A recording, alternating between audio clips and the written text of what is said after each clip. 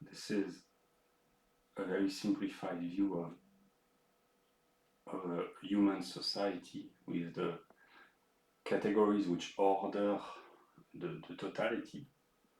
So yeah, and now I will show briefly a full view of ethics.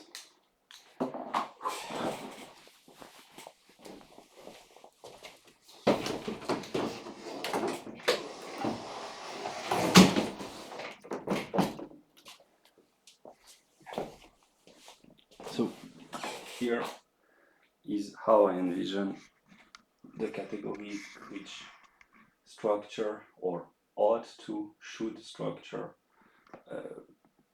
an ethical life. I will not comment thoroughly, but it's from bottom up, and all the categories have to be kind of ordered in order to lead an ethical life. It can help see the plan. It's very useful. It has been very useful and still is useful for me. And now I will just show good pieces of advice briefly. Yeah.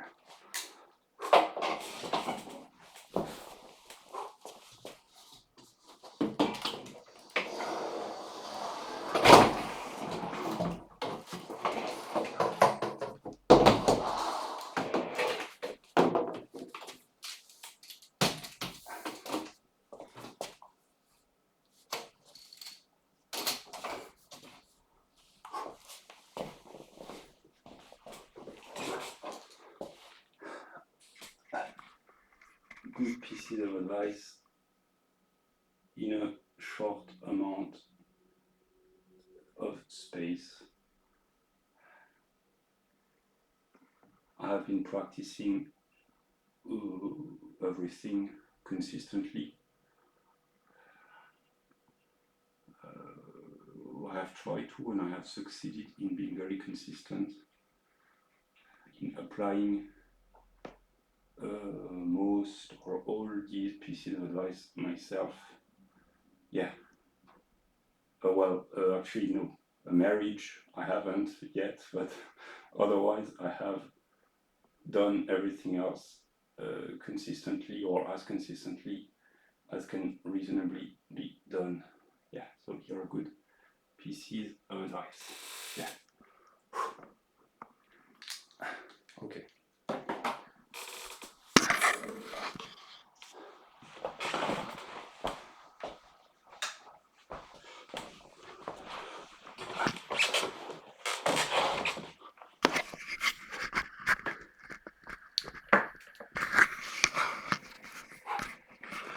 So that was the introduction.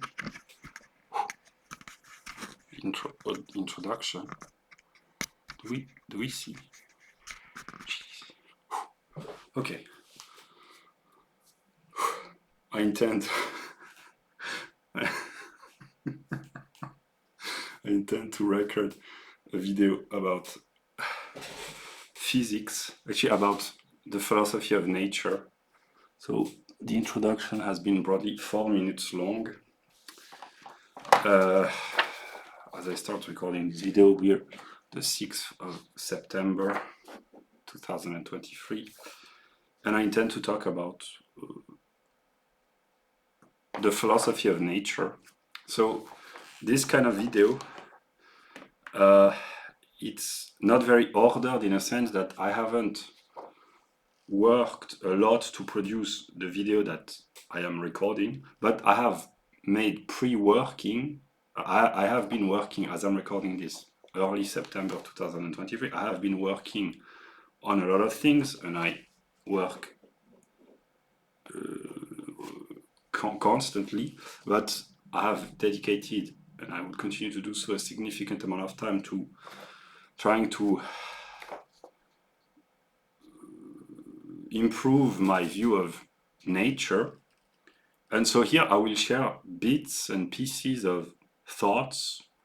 So the video may not necessarily be very ordered and very complete, etc., but it's a work in progress in a way, so I intend to share some insights, some views that I've had. But I will begin by but I have nonetheless prepared a structure to the video. So I intend to comment later in the video notes or some ideas about nature, predominantly about physics. It's not complete because I'm working on this as I'm recording this. I have been working and it's far from being complete, but I will share some insights. Yeah. I will begin by a good ethical pieces of advice. I already have showed the document, but if I had to give good pieces of advice, I would say first, Jefferson. Eat local, organic, fresh, healthy, etc. It sounds like a random, not a random, but a simple piece of advice. But actually, it's very demanding. First, to start to discipline your diet. It has taken me a lot of time, and I have had the will and the ability and the opportunity, but it nonetheless requires a lot of adjustment to really change your diet and to adopt really a healthy diet, to give up on all the vices and addictions or the processed food, junk food, alcohol, etc., etc. It requires a little bit of effort and will. So a good piece of advice that I can give is really change your diet for the better. Eat more healthy nutrients, local products, less processed food, etc., etc. Yeah. Then briefly about spirit. As I envision this, spirit can be briefly defined as a movement of ideas, and in my view, spirituality is a movement, and it implies intellectual and psychological evolution, growth, a travel, a journey for the mind and the soul, and movement. It's important. So here I will just pick up a book.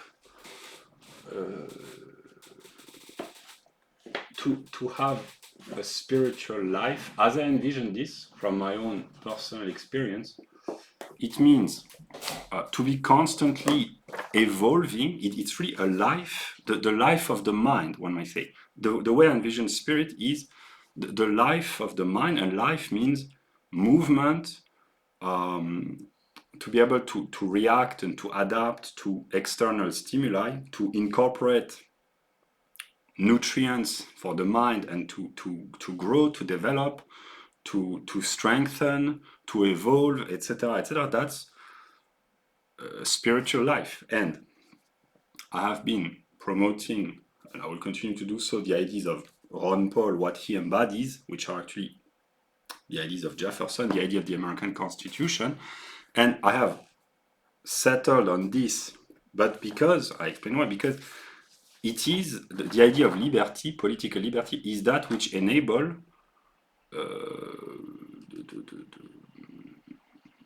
the creation of intellectual wealth, one might say, the development of ideas, and this is what enables a rich and intense and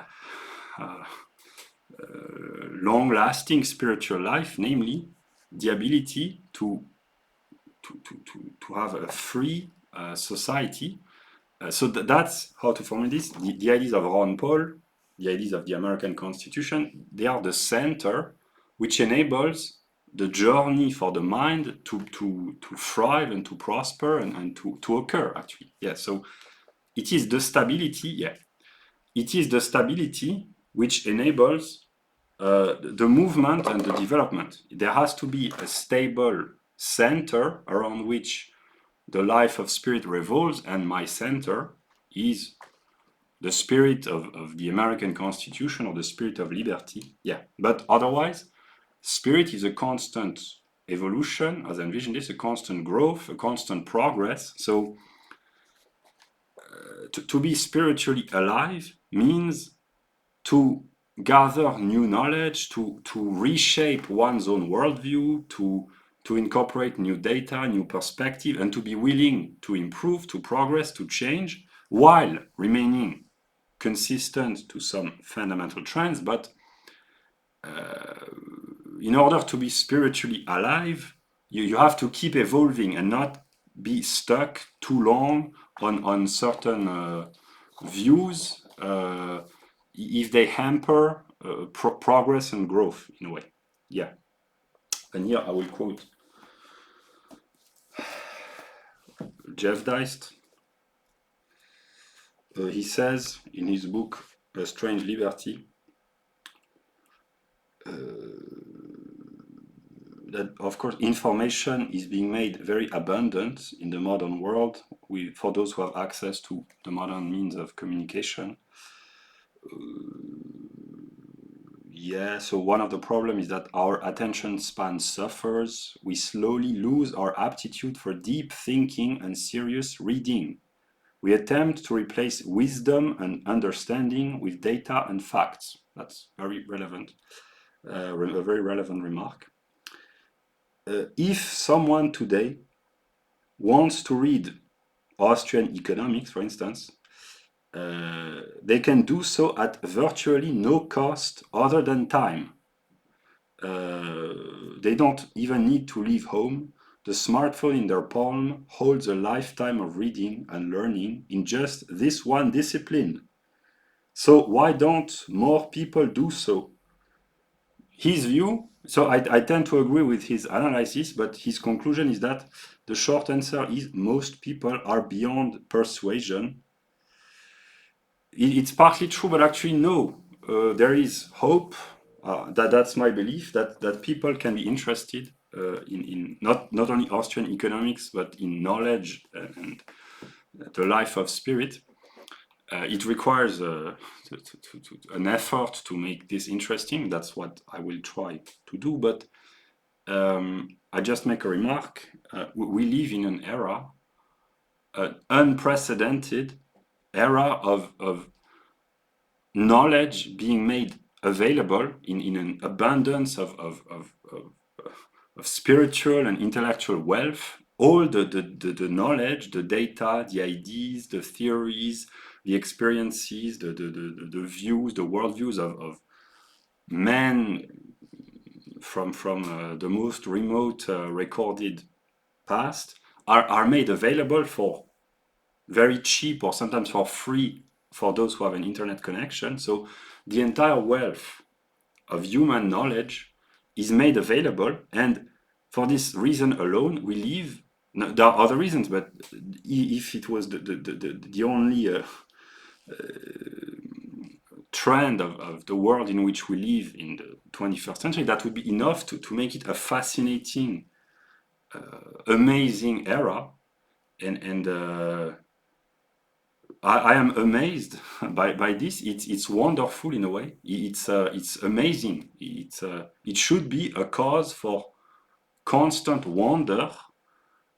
All the intellectual and spiritual wealth of mankind is made available for almost free for those who have an access to the internet, of course, but otherwise it's almost free. There are lectures, conferences, articles, books, which are the old books, which are made available for free or very often, or modern books, which cost a little bit of more money, but it's the example that I like to use.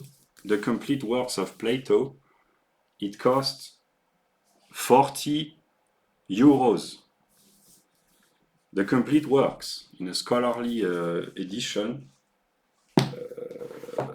It's a spiritual treasure that the overwhelming majority of humans in almost all eras prior to the 21st century had no access to. So yeah, for this reason alone, life should be a journey of constant wonder for those who live in reasonably decent conditions in the modern world. Of course, there are those who have difficult economic conditions, etc. But for at least in the Western world, the large majority of people they are privileged in this sense because people of all origins, but those who live in developed, not only Western, but developed nations, they are privileged in comparison to the lives of most other humans, since they are human beings. So yeah. So, okay, it's been 15 minutes. So I will talk about books. I have mentioned Jeff Deist, Plato, and recently I have been rereading this book, which is really excellent. If I had to recommend one book, that would be this book. It's really an exceptional, very useful, excellent work. Yeah, and otherwise, recently, as I'm recording this, I've been reading Plato, precisely, and Novalis, the German poet, Novalis. And also, yesterday, I started reading this book, which is really excellent. Physics of the World Soul, Whitehead's Adventure in Cosmology, Studies in Open and Relational Theology by Matthew Siegel. It's really exceptional. Yeah, really great. Whitehead is a great philosopher, Matthew Siegel as well. It's a fascinating topic. It's partly connected with both Plato and Novalis for their cosmological view, the view of a world soul, which was already found in Plato, in the Timaeus predominantly, and in the Romantic era, and Whitehead kept the torch going, and Matthew Siegel, footnotes to Plato as well. So yeah, it's really a great book, and I will partly talk briefly about this. Yeah. Okay, so now precisely I will start talking about philosophy, vaguely, one might say, about der Verstand und die Vernunft, which translated, this is German terminology, which translated in English could be envisioned as the understanding and reason. If I had to give the simple definition, der Verstand is abstract, one-sided thinking through the mediation, through the use of the categories. I will talk about physics just in a while, but der Verstand is abstract thinking, rationalistic thinking, that's just ordering, categorizing the data of sense experience through the mind, one might say. So that's, in a way, ordinary rationality, which expresses itself in most scientific works, especially what I sometimes call the Anglo-Saxon mind. It's very simplified. The modern, here modern means since the 17th century, the modern scientific mind. Yeah. But the problem with der Verstand is that it's the analytical mind. Otherwise, Kant wrote a book about the theory of knowledge, Die Kritik der reinen Vernunft, where he presents his view of der Verstand in a way. And the Romantics, precisely, they were critical of the Kantian view, which very, very simplified. It can be in just the Verstandisch aspect can be identified with the Anglo-Saxon mind. That's why a lot of English scientists, or not necessarily English, but someone like Stephen Hawking, they kind of disregard philosophy.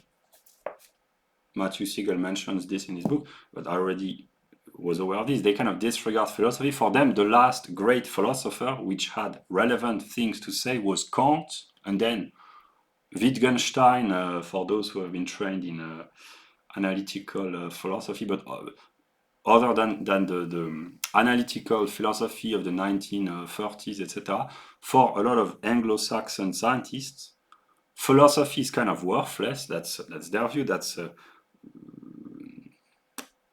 babbling, empty talk. The last great philosopher was Kant in their view, precisely because he was kind of critical and not critical about metaphysics, or at least the pretense of metaphysics. Yeah, so that's why they like Kant. Yeah, And here, just to illustrate,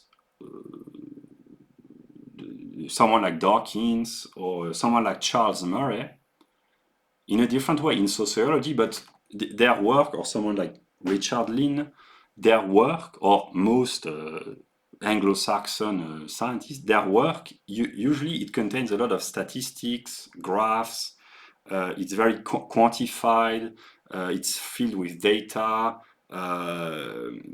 it is a very, der Verstand in a way means physical rationality, the rationality of physics since the days of Newton, applied to all fields, sociology, economics, etc., etc. Yeah. And precisely, die Vernunft, in the view of Hegel, and the partly Schelling, and even partly in the third critique of judgment, of the faculty of judgment from Kant, it is a way, in a way, I wouldn't say organic, but a full way of thinking. It's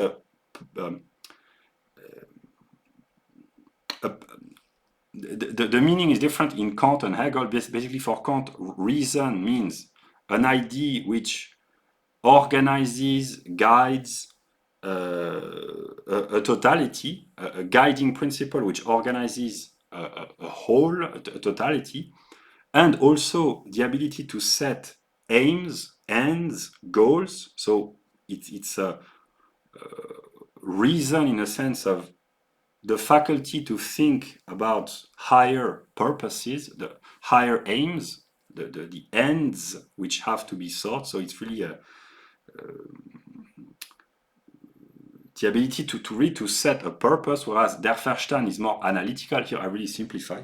But also it is the principle which shapes structures in a systematic and partly organic view, a totality where all the parts are interconnected and interrelated through the mediation of a guiding principle. That's partly the view of reason that Kant has.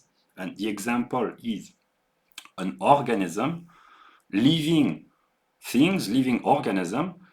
The idea of the whole shapes, structures, and orders all the parts in a way. The whole is being made manifest through every part, every organ of an organism, and all the parts, they are interrelated meaningfully, one might say, or at least purposefully, which is not the case in a mechanistic assembly, a mechanistic set, where objects in a mechanistic system are indifferent to one another, they are external to one another, whereas in an organic view, they are interrelated, codependent.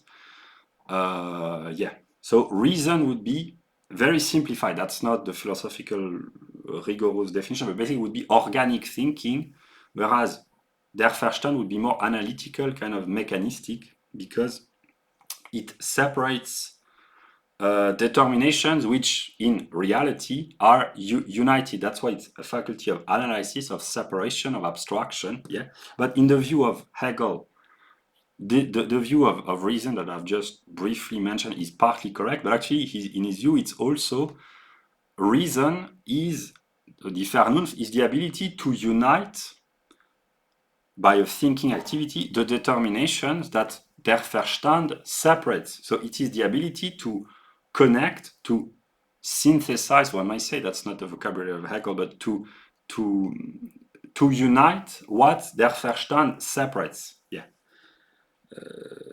Very simplified, that's not the rigorous view, but Der Verstand would be analytical thinking.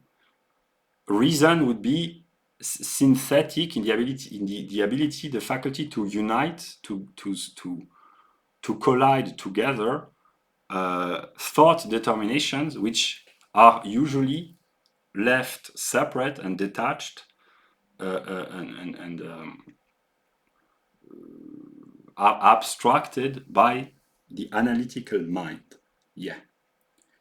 And here I just take an example. Whitehead I've been a little bit harsh and dishonest with the Anglo-Saxons. In the realm of philosophy, I am willing to confess my admiration for the Anglo-Saxons and the English, especially for almost all their endeavors. But I have my my German pride. If there is one field where the English and the Anglo-Saxon at large cannot compete with the Germans, this is the realm of philosophy. In all other fields, often they are at least as good, maybe better. Yeah, but in philosophy, the Germans, they have the I would say the supremacy, the dominance. Yes, but Whitehead precisely. Whitehead is a I wouldn't say a German. In terms of way of thinking, Whitehead is more German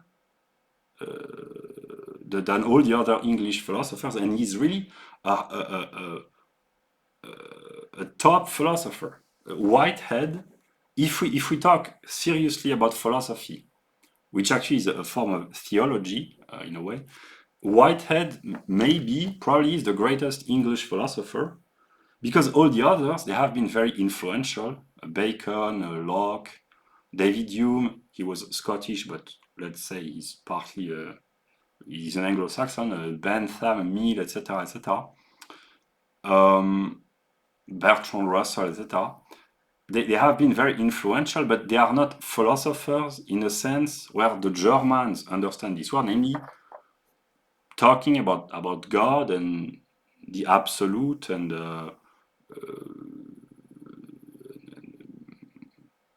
theology in a way. But Whitehead is different, and also wrote Wordsworth, Coleridge, Byron, William Blake. These are Englishmen, great ones, exceptional ones, of course, but in a way they are kind of lost in England because their soul belongs to continental Europe. They are not as detached as a lot of other English people. They are more grounded in the continental Europe, at least metaphysically. Yeah, the typical Englishman from an intellectual standpoint, that's Newton, Locke, Darwin, Stuart Mill, etc., etc. But these men, Whitehead as a philosopher and the Romantic poets, in a way they are English, but they are Englishmen of a different kind. Yeah. Yeah. Also, I wrote briefly, Der Verstand, in a way, it can be a very dry form of intellect because it abstracts everything. Precisely here, Der Verstand is the faculty of the mind. What I say here, it's a way of talking, but which turns the phenomena into equation in a way. So, what is nature? Der Verstand would say, actually, that's what the modern physicists say, would say nature is an equation, which is, in a way, formally it's correct, but Der Verstand is really the ability to transform everything into abstractions, which can be very dry. And I wrote it's partly an autistic feature, and I have suffered from this, a tendency to hyper rationalize and to, in a way, Der Verstand is an ability which devitalizes the world because it turns everything into abstraction. It categorizes everything. It abstracts concrete totalities. It abstracts them to analyze them. For instance, considering the study of IQ, to reduce individuals to their quantitative determination of analytical, hypothetical, logical intelligence, it can be very useful to understand aspects of the world, but it's very dry and in a way it's partly dehumanizing because you take one determination out of a fully determined object, in this case a human being, and you leave aside all other determinations. And in the realm of nature, thinking rationally in this rationalistic sense about nature consists precisely in transforming all the phenomena of nature into manifestation of forces, which eventually are reduced to equations. The world, precisely, this book talks about this very well. That was already the criticism of Whitehead, and already the criticism coming from the Romantics against the Enlightenment view, basically that the Verstandish view devitalizes nature because it leaves aside all the qualities that which we experience as qualities, sight, smell, touch, colors, sounds, etc. The mind of the physicist, of the modern physicist, he reduces all the sense impressions that we derived from nature, that we experience, the beauty of a rising sun, or the beauty of the twilight, or the breeze of the wind, or the sound of the songs of the birds, or the poetry of a beautiful landscape, etc., etc. The modern scientific mind reduces this to motions of atoms, vibrations of electromagnetic waves, electric signals in the brain, etc., etc. So it's correct from a strictly scientific standpoint, but it's dry, and it completely alienates the ordinary experience that people have of nature, the physical world, and the sense impression that they get. So the scientific truth is completely disconnected from the way people experience this. Yeah. So the scientific view is correct because it enables to make predictions and it's accurate, etc. But it leaves people, the vast majority of people, it leaves them numb and uninterested and disconnected, because very few people can relate to the mathematical abstractions of the physicist or of the economist, if we talk about the economy. Yeah. So their Verstand is very efficient at producing knowledge and clarifying and producing scientific progress and technological development, but it's alienating. Yeah. And the Romantics, precisely, they revolted against this, but they had a tendency to sink back into some forms of irrationality. And what Hegel tried to do was to preserve the best of the Enlightenment, which is, in a way, this dry, analytical, abstract intellect, and the best of the religious and the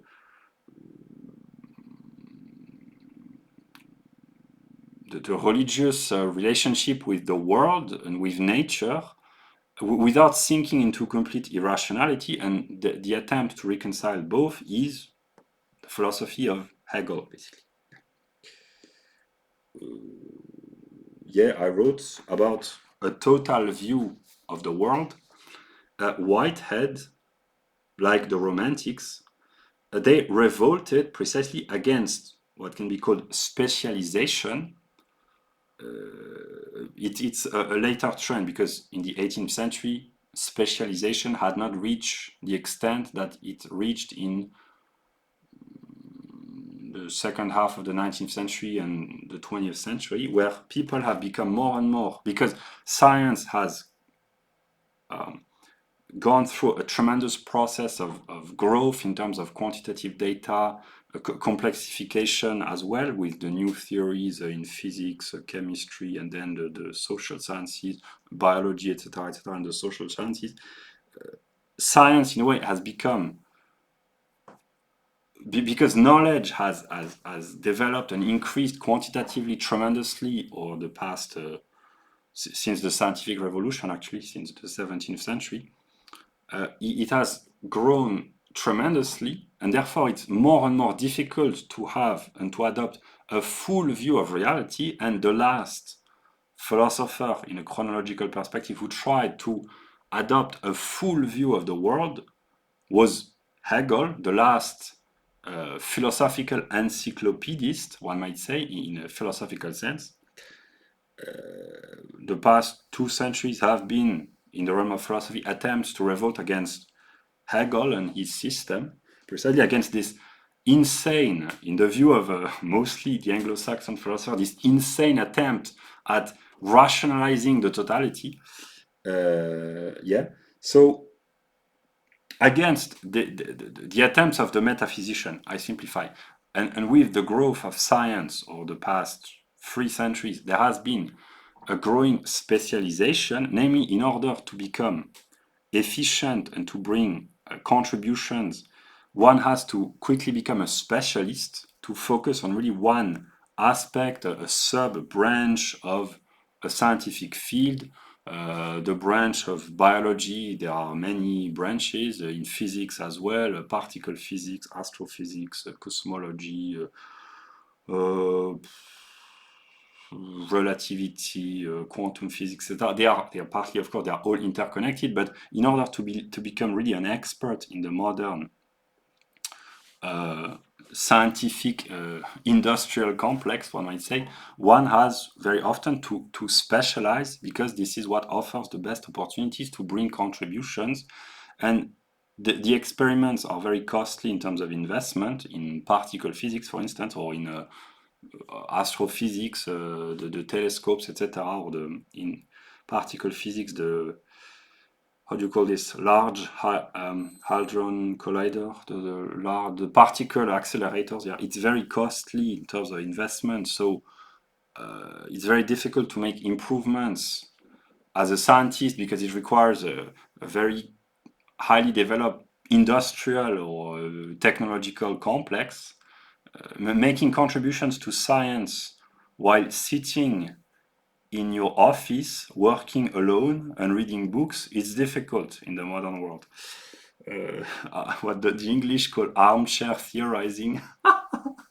Yeah, so it has become more and more difficult. So science, with its development, has specialized more and more, and scientists and intellectuals have become more and more specialists, not only in physics or biology, but also in economics. There are very narrow categories, and people, they spend their entire career studying one narrow aspect. And the good aspect is that it enables to make tremendous progress, because very intelligent people can dedicate a lot of time and intellectual resources to improving their tiny field, their sub branches to which they dedicate time and effort. So it enables to increase productivity. That's an economic law, the division of labor that Mises and already Adam Smith talked about. It works in the intellectual spheres as well. But the counterpart is that the philosopher, not the philosopher, but the scientist, they lack a philosophical view, which means here an encyclopedic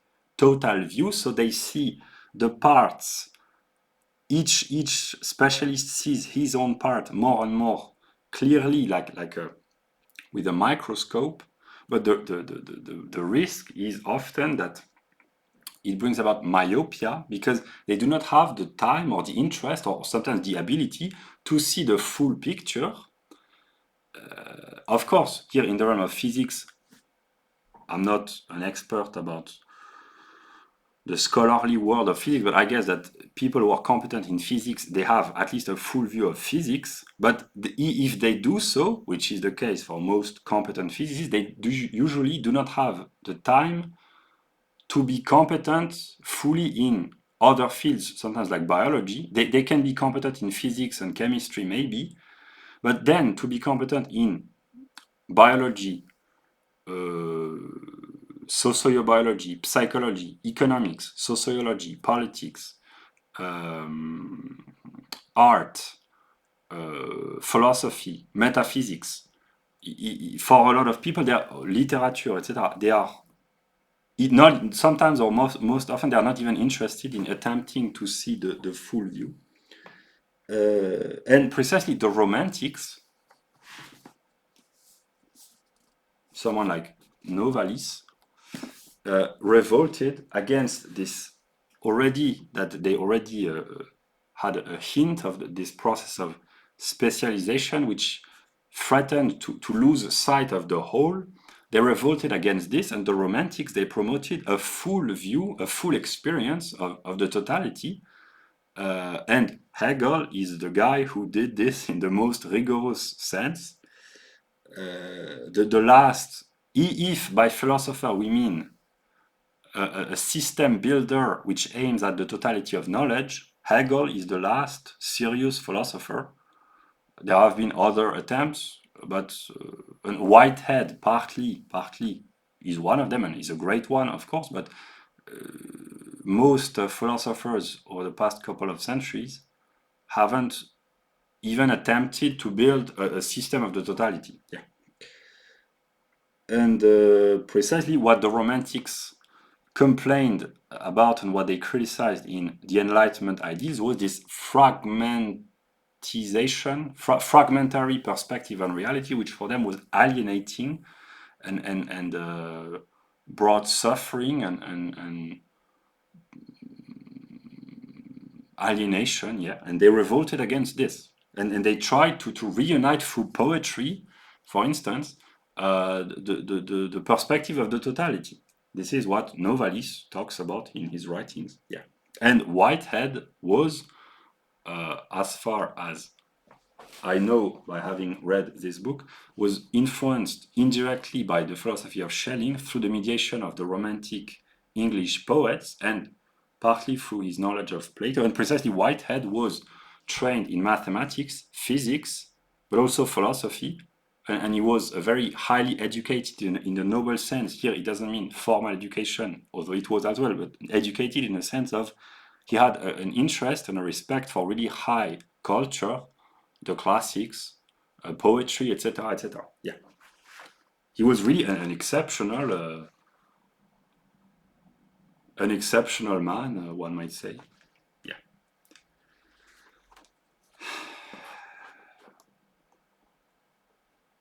an exceptional Englishman. There are many, but yeah. Okay, so now about Naturphilosophie, as the German call it, the philosophy of nature. The modern view, since the 17th century, I simplify, considers, since Newton symbolically, Descartes already, but Newton symbolically, considers nature as a machine, a machinery, a finely tuned, what's the vocabulary of Dawkins? A clock, the watchman, yeah, a watch. They envision nature as a mechanism, and the reason is that the mechanistic views of Newton have been so impressive at predicting and explaining the phenomena that it has left a tremendous impact onto the mind of European intellectuals for the past 300 years, and also the great predictive abilities of the philosophy in the formal sense of Newton enabled the rising bourgeoisie, here that's partly a Marxist analysis, the rising bourgeoisie to rebel against the old order, which was aristocratic and a monarchy, where the kings and the aristocracy held power through land owning from a material standpoint, but ideologically through the mediation with the help of the church, and here especially the French in the 18th century, they wanted to assert the rising here, that's partly a Marxist analysis, it's partly correct, it's more complex, but it's partly relevant. They wanted to assert themselves ideologically because they were financially thriving in the longer term, so they wanted to replace ideologically, politically, the aristocracy, and they used a lot of French intellectuals in the age of the Enlightenment. They used the aura and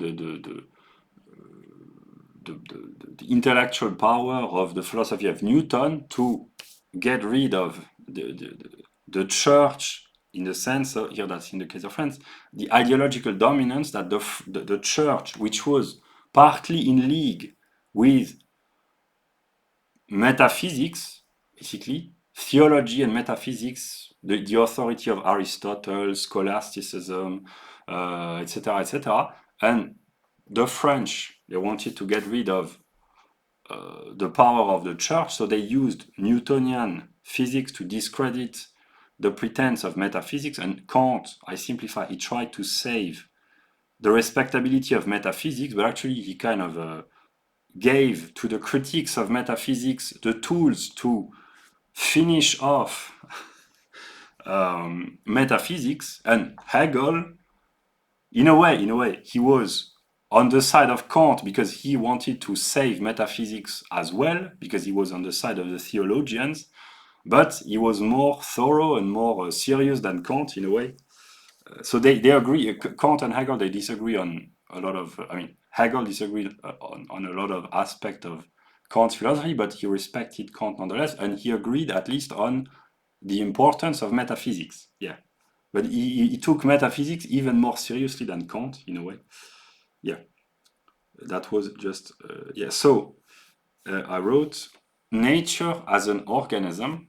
So yeah, the modern view since the 17th century is that nature is a mechanistic, externally related watch, not a watch, but a clock, not a watch, a clock, yeah.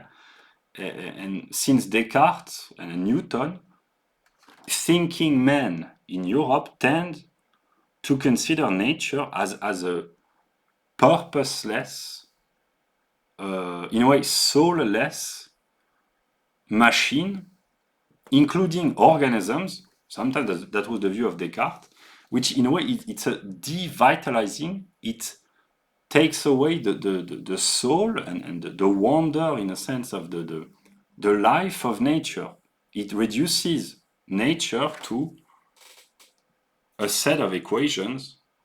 Yeah, and I wrote, the view of nature as an organism is opposed to this modern mechanistic materialist view, and that was the view, nature as an organism, as a living entity with a soul. That was the view of some pre-Socratic philosophers. That was the view of Plato in the Timaeus. Platonic cosmology talks about the world soul, and this view was later in the Romantic era taken over and carried on by someone like Schelling, Novalis, the Romantics in poetry, for instance, or painting, or philosophy. Yeah. As far as I know, the transcendentalist in America partly as well, Emerson, or Ralph Waldo Emerson, and in the 19th century, in the early 20th century, Whitehead, who in a way perpetuated this tradition from Plato to Schelling with ups and downs. But this organic view of nature, there were also thinkers during the Renaissance who thought like this, like, as far as I know. Here I'm not an expert, but there are thinkers in the Renaissance who are influenced by esoteric, alchemical, hermetic views, which thought of nature as a living entity. Yeah. So this tradition has survived throughout the ages, and Whitehead was, as far as I know, in the 20th century, maybe one of the most prominent thinkers to try to preserve this view of nature as an organism, which in a way it's a revolt against the modern scientific rationalist view of nature. Yeah. And Hegel refused this view, this Newtonian materialistic mechanistic view as well. Yeah. Yeah. Yeah. So I wrote, if we had to simplify, there is a view of nature as an equation that would be the modern mechanistic, scientific, materialist view. versus nature as a work of art and or as a living organism. That would be the views of the Romantics or of Plato or of Whitehead, etc., or of pagan communities. Here, pagan means pre-Abrahamic, pre-Christian communities on any continent. The native, primitive, here, primitive is not derogatory. Primitive means non-modern, pre-modern people. In a way, paganism, in this view, animistic paganism, is in tune with this view of a harmony between humans and their ecology, in the sense of their natural habitat. Yeah. And I wrote a religious way of thinking.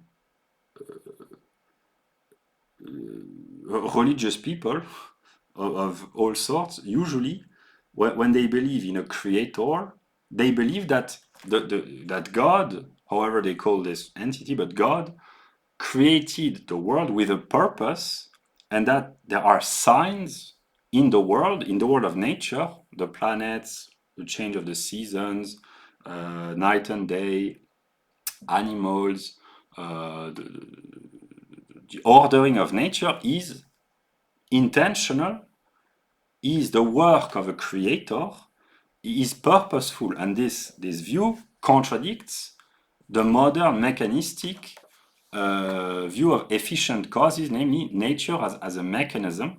But religious people, they believe that, here I simplify in a way, in a caricatural way, that the sun is here to provide light for humans.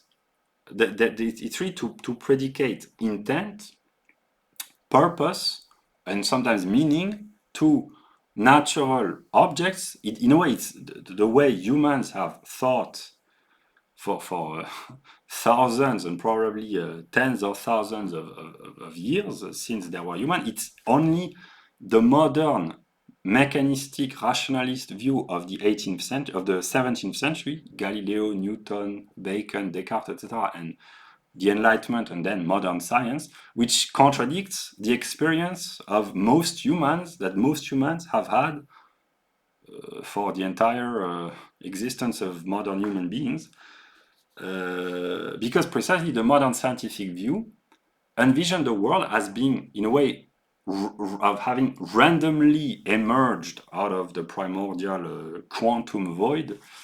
So it's a world without purpose, without intent, without meaning. It's in a way a soulless universe, a mindless universe, a despiritualized universe. Then individuals can find meaning on their own, but the view of modern science is that the universe is the product of random emergence out of the primordial quantum void. Yeah. And in this view is completely antithetical with religious thinking, which consider that the world has been designed by God with intent and for humans. Yeah. And as far as I know, I've been studying physics now for a while. The modern physicists, they have to use the anthropic principle to explain some of the data or some fundamental aspects of modern physics. They have to envision that not that the universe was made for man, but that without man, the universe, it's not that the universe would not exist, but what they call the anthropic principle means basically if the quantitative determination of the constants or some particles were designed differently, there would be no humans to observe the universe because life would be impossible. So in a way, the most rationalist modern views of science, they have to resort to, they have to use this trick out of a hat to bring back humans at the center Otherwise, their universe doesn't make sense in a way. So it's kind of comical, but yeah. So a religious way of thinking means to study the world, nature, while trying to find intent and reason and purpose. And here I make a remark.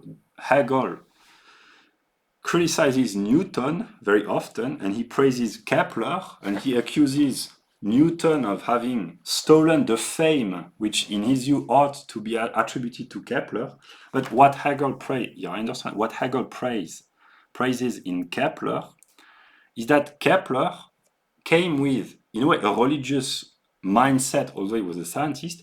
He tried to discover the work of the creator in nature, and that's how he tried to deduce the movement of the planets in the solar system based on musical harmony, which is completely delirious from the perspective of modern science, but it has enabled Kepler to make significant discoveries which are valid and praised even in the eyes of modern scientists. But his belief was a belief in the rationality of the world, but the rationality in a sense of a world designed by a creator where there has to be meaning derived from the ordering of the solar system, but nature at large. And this idea, which for Hegel is common sense from his perspective, it seems completely alien to the modern scientific community. The idea that there has to be meaning, that meaning has to be discovered, and that nature is a book written by God, which has to be deciphered. The modern scientists, they don't believe in this. Yeah. Because for them, nature, the universe, is a random emergence out of the primordial cosmic soup, one might say. Yeah. And I wrote, here it's partly metaphysical and partly esoteric, one might say, but in a way, nature is kind of female, and I wrote kind of wild, and scientifically minded men, they try to tame nature, so to speak, to cast nets of rationality onto the wild and sometimes chaotic processes and movements of nature. So the modern scientists, in a way, they try to tame, to domesticate nature, which when it is not viewed as a dead mechanism, it is viewed as some sort of partly chaotic,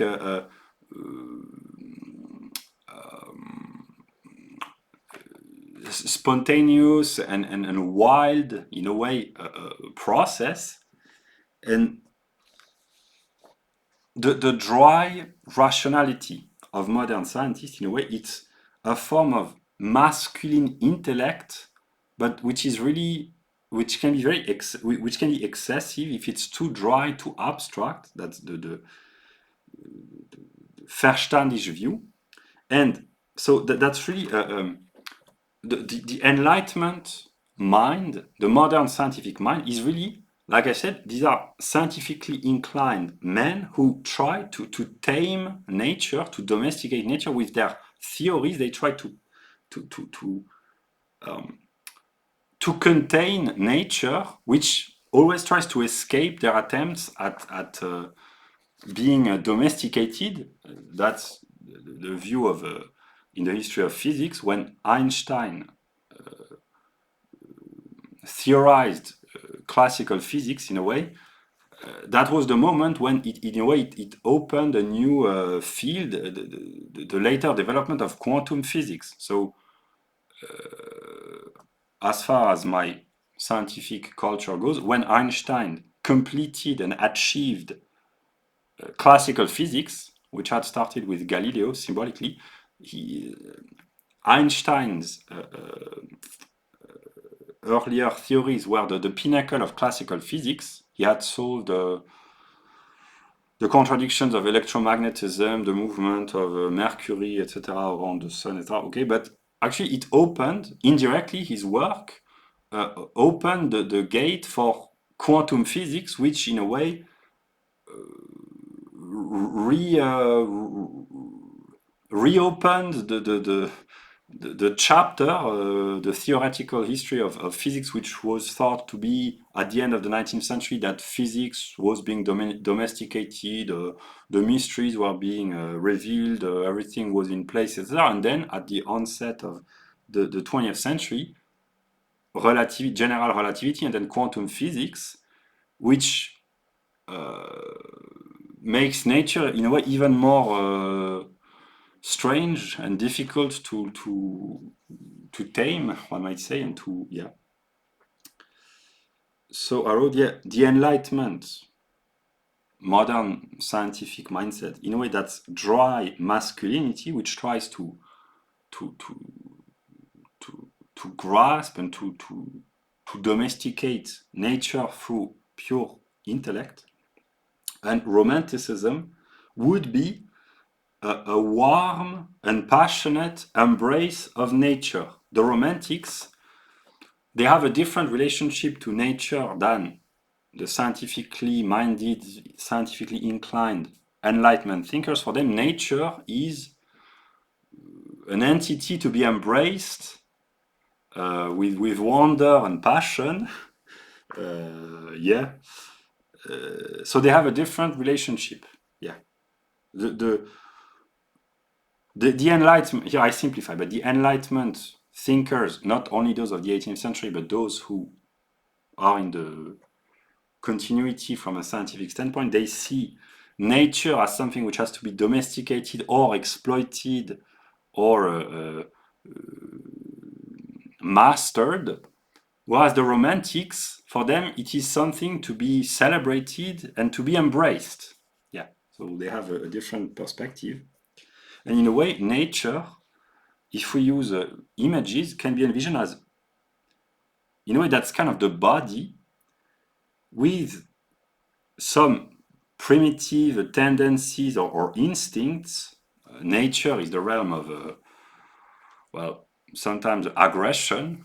There is violence and death and suffering in nature constantly, one might say, but also love, because that's the realm of reproduction, of sexual intercourse and the spread and the development and the increase of life. So yeah, it's there are both aspects, one might say. And in a way, the intellect has to try to discipline the body, in a way to struggle, here that's partly a religious view, but also a moral view, to struggle against the body with the will and the intellect. And that's why the history of man, in a way, it's a struggle against nature. It has often been a struggle against nature because the forces of nature can be hostile to man. And there are diverging views. There are those who envision nature as being abundant and being good intentioned and providing humans with nourishment and all their need, that's a nurturing nature, that's a view of some primitive mindset. And here primitive is not derogatory. It can be primitive people from any part of the world, but primitive means pre-modern. The view of nature as a nurturing provider in a way. And there is also the view of nature as being hostile, and man has to confront and to tame and to master and to struggle against the forces of nature to impose his own order. That would be more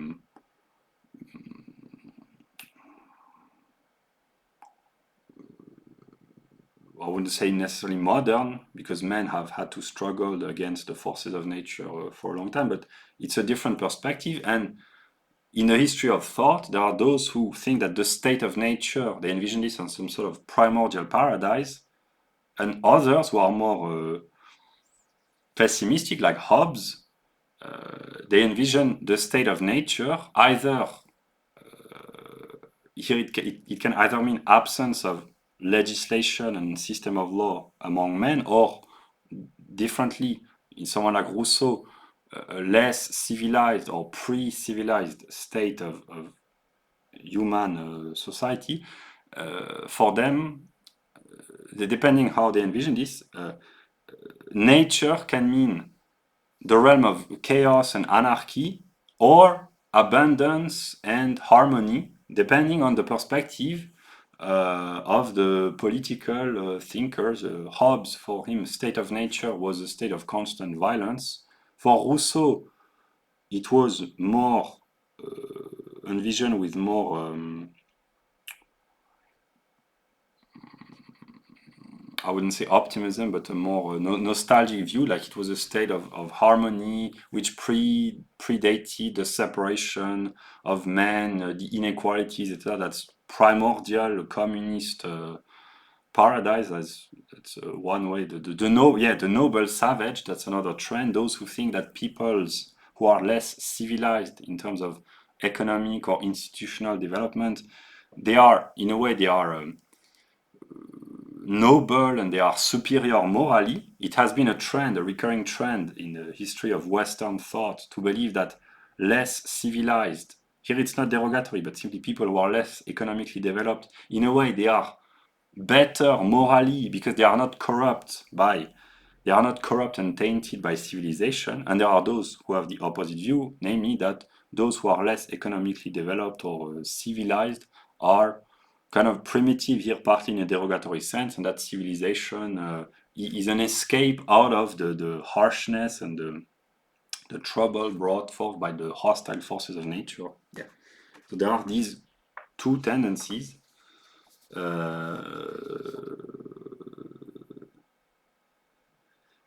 Yeah. Those who envision, that would be more the romantics, nature as a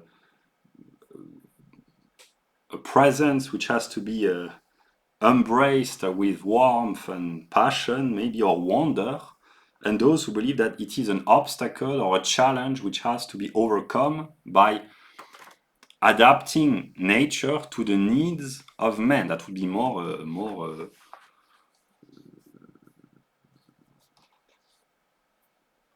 different view. Yeah. Those who envision this as an embrace, and those who envision this as a struggle. It can be both sometimes, like relationship with women. Yeah. Yeah, and here I listed a few songs. Ava Max, Kings and Queens, Bibi Rexha, Satellite and I'm a Mess, Dua Lipa, Electricity, Lady Gaga, Marry the Night, and Paris Hilton, Stars Are Blind. These are songs which partly illustrate the female aspect of nature, partly in a different way, unconsciously, but they partly express female nature, one aspect of it, and also partly a connection with nature, not in the sense of going outside to walk in the forest, but electricity. Lady Gaga says, making love to the stars. So there is partly either the chaotic aspect or the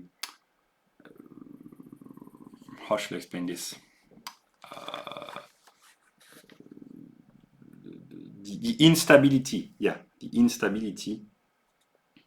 Yeah, if nature is envisioned as a realm of instability, because everything, all the things in nature, in the physical world, are constantly moving, vibrating, being attracted, repelled and attracted, transforming, chemical transformation, development of organism, changes, constantly movement, etc. So it can be envisioned as the realm of instability and partly chaos in this sense, if it means outburst,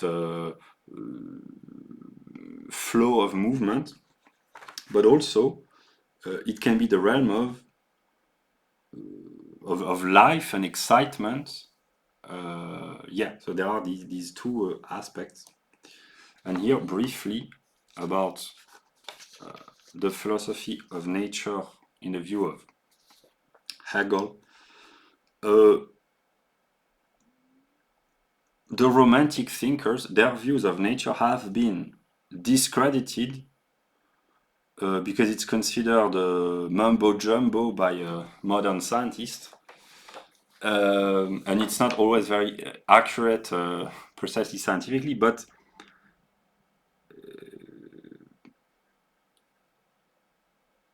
when men as brilliant as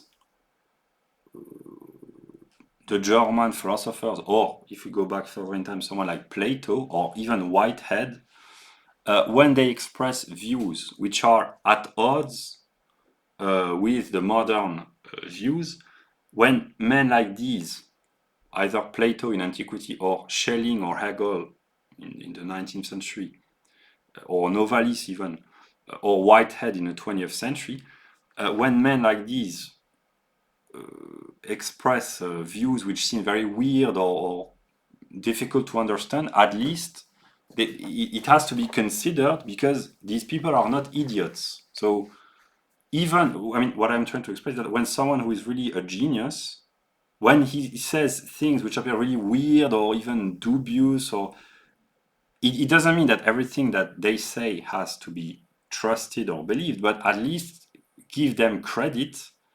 Here, that's really the problem with the modern scientists, is that they tend to discredit the alternative way of thinking. They tend to discredit philosophy because it doesn't fit their own standards of rationality or truth or accuracy or whatever. But when serious philosophers express views on a topic, even if it seems completely at odds with mainstream perspective, it has to be at least considered. Yeah. You cannot just dismiss what great philosophers say because there might be empirical mistakes or things which are not easily understood by modern thinkers. When precisely someone like Whitehead, he had admiration and interest in the cosmology of Plato, even if by our modern standards it doesn't make a lot of sense. But to have humility in science consists in saying, no matter how old or weird some of the assertions of great thinkers might appear, at least give them credit in a sense that they were not idiots. When Plato, it doesn't mean that everything they say is correct, but when Plato expresses ideas, or the Romantics, or any great, even Aristotle, any great philosopher, it is worth considering. Yeah. So about the view of nature in the philosophy of Hegel, as far as I understand this, because it's really confusing, because it's precisely it's very complex to understand, but actually, as I understand it, I haven't read Hegel now for a very long time, and I do not intend to do this, but I have this printed in mind. What Hegel tried to do in his philosophy of nature, he ordered the whole of nature, not only physics, but also what we would call chemistry, the earth sciences, and biology, in a free moment. He divided this in mechanics, physics, and organic physics, which translated in modern language means mechanics is what we call mechanics. It includes also astronomy, which is celestial mechanics. What he called physics, as far as I understand this, is a qualitative way of thinking about the physical world, whereas mechanics is a quantitative way of thinking, a modern way. What he calls physics is a qualitative way of thinking, an Aristotelian way in a way. It includes also thermodynamics, electromagnetism, and chemistry. And what he calls organic physics includes basically the Earth as a living organism and biology. Yeah. So it's a progression from the more abstract to the more concrete, and every subsequent stage in the logical development contains the previous ones. So mechanics, a mechanistic view of nature is the poorest, the most abstract, the most bland and empty, but it develops itself. And as I understand here, it's really simplified. It begins with quantitative changes, that would be the mechanistic view. Qualitative changes, that would be qualitative physics and chemistry in a broader sense. And finally, purposeful movement, that would be organic. But actually, the purposeful movement, to envision nature with a purpose, it's already antithetical with the modern way of thinking, but the purpose in the logical unfolding, it's at the end, because organisms act with a purpose in a way, but actually it was the driving force since the beginning. Yeah, it's only the end that we see how the beginning is structured in such a way that it has to reach the end with a process of unfolding. Yeah, so it's really a different way of thinking, but Whitehead,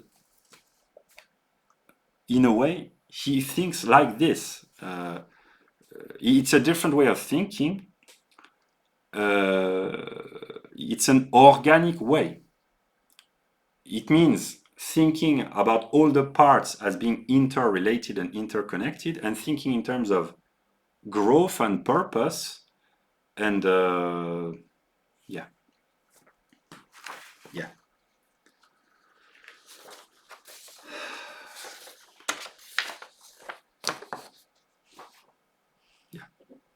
Okay, it's been 1 hour and 17 minutes. And yeah, so now I will comment a few notes about physics that I have taken. So it's incomplete, but I just speak some ideas. And just a remark about Novalis that I've been reading. Novalis thinks about the world, not only nature, but the world, as a totality, as an organism, and it's a very stimulating read. Novalis officially died very young, at I think 29 years old, so he has not produced a lot quantitatively. It's not even very structured, because these are fragments, because he died very young, so he hadn't had the opportunity to publish or to finish or to produce all the works that he intended to produce or that he could have produced. But the fragments, they are very stimulating, because he makes connections between the various layers of being, poetry, chemistry, mathematics, ethics, philosophy, anatomy. He really has a total way of thinking, and it's extremely stimulating. The fragments of Novalis, almost, not all of them, but most of them, they contain very stimulating ideas. It's really an exciting thinker. Yeah. And here, that's maybe a little bit of personal vanity, as the boring German metaphysician would say. But actually, if I had to pride myself in having discovered, I've thought about this. I have discovered. No, they were already discovered. But there are some great thinkers, exceptional thinkers, which are acknowledged as such by some people in some academic circles, but they do not have the recognition that they deserve, in my view, and Novalis is one of them, and maybe among all the misappreciated geniuses, Novalis, in my view, as far as I know, with my personal experience as an individual, maybe that's the most misappreciated genius. There are others. The theological works of Philip K. Dick haven't had the recognition that they deserve. There are other, in a way, different. Whitehead is acknowledged as a great, very influential philosopher, but the depth and the greatness and the excellence of his ideas is not as widely recognized as it ought to be. Matthew Siegel as well, in a way. So I could list a great, and in a different perspective, the Austrians as well. But here, it's really the Austrians, in a way, they are very widely praised and acknowledged among certain circles, Mises, Rothbard, etc. But they too haven't had the credit, the recognition that they deserve if we judge the quality of their work here in the realm of economics. Yeah, so I'm very good at identifying exceptional minds and individuals who haven't had the success that they deserve if we judge the intensity, the depth, the greatness of their ideas. But among all, I could list many. I've thought about it. Maybe I will seriously work on this, make a list of all the great thinkers which ought to be reconsidered and re-evaluated and praised to gain the status or the recognition that they deserve. But among all these people, namely great thinkers who haven't gained the approval that they deserve, Novalis, among the historical people, he is acknowledged, of course, he's considered a great poet, but he's not. If we had to, I simplify, to judge among famous, or I say, among great thinkers in the broadest sense, it can include economists, philosophers, poets, etc., who have a status already, but whose status is not as high as it ought to be if we really judged the quality of their ideas, then maybe in this category, Novalis would be among the most underappreciated. Yeah, that's my personal opinion. My culture as an empirical individual is not wide enough to be able to make these kind of judgments very thoroughly in a lot of fields. But Novalis really deserves more recognition than he gets, because he's really an exceptional individual. Yeah. So my favorite in this category of misappreciated or underappreciated thinkers, Novalis would be in the very top bracket. Yeah.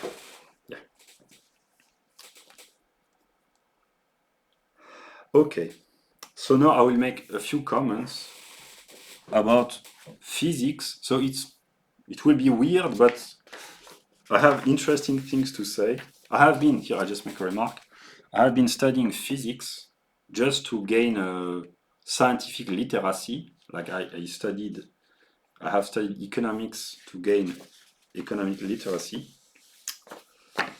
Yeah, so here I will talk about precisely how I will try to, I would say, to imitate Novalis, to make connections between the realm of physics and the realm of consciousness in the modern world, to illustrate the importance of connecting, linking different fields to enlighten one through the other. So here I will not talk about physics as such because I'm not competent enough to talk about physics as a scientific topic, but I will try to use physical determination of physics to illustrate notably the movement of consciousness.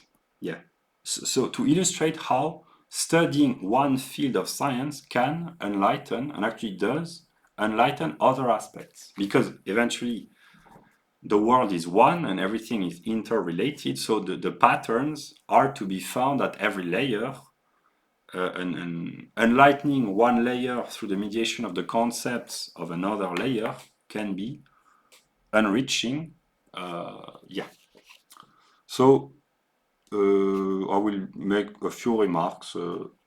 We are early September.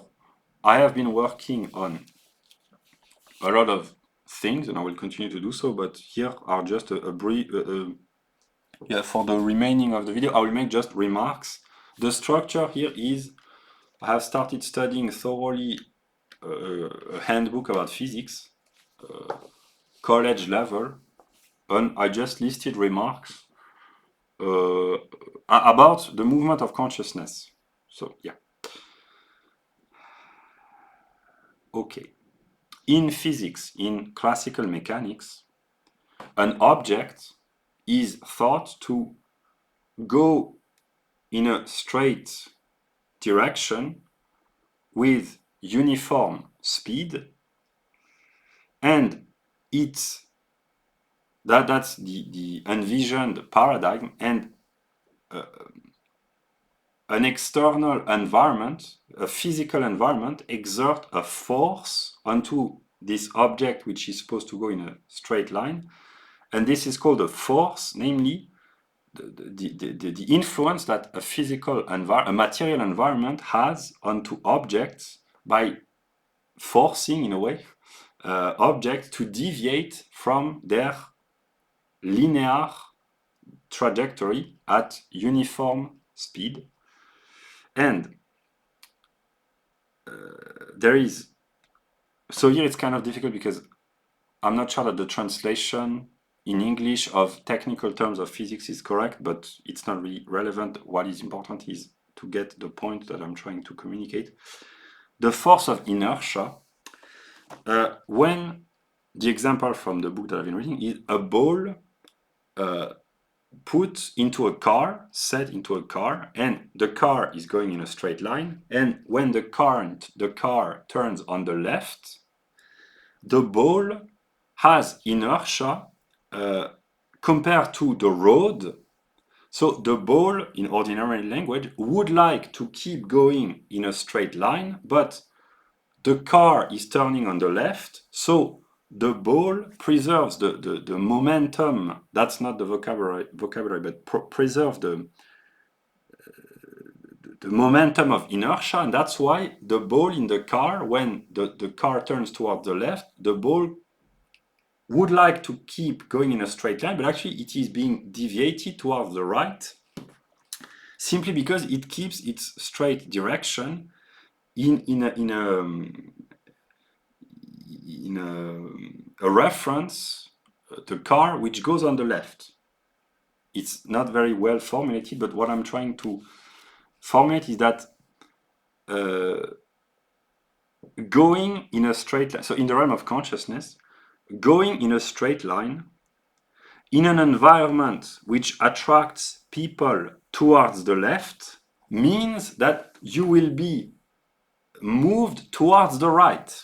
And here, to illustrate, being a classical liberal, like in a way Jefferson or Stuart Mill, or in a way Mises or Hayek, to be a classical liberal, which was kind of the ideology, I simplified, the ideology of Western Europe in the 19th century, when the political and ideological environment is drifting towards the left, politically. If you are a liberal going in a straight line, in an environment going toward the left, in a way, by the momentum and the moment of inertia, you are drifting towards the right, without moving towards the right. But if the environment moves toward the left and you keep going in a straight line, you will be drifting towards the right. And this is what has happened. That's inertia. Thinkers who were considered leftists in the 19th century, like Bastiat in France, or even Stuart Mill, or even Jefferson in the 18th century, or Mises or Hayek, who were, in a way, in the center in the mid-20th century against, if we simplify, left-wing communism and right-wing fascism. I simplify because, in a way, fascism is a form of leftist ideology, partly, but actually they were in the struggle between communism and fascism, they were in the center, people like Mises, Hayek, etc.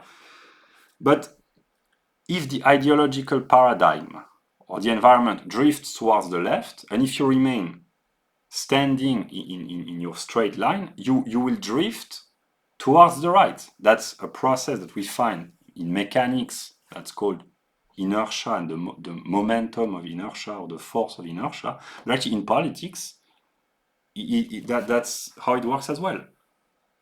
Ron Paul, maybe people envision him as being on the radical right, but actually he's just a classical American. That's why in a sane environment, Ron Paul should be at the center. And if people like Ron Paul or Jeff Deist are considered right-wing, it's not because they deviate or because they drift towards ideological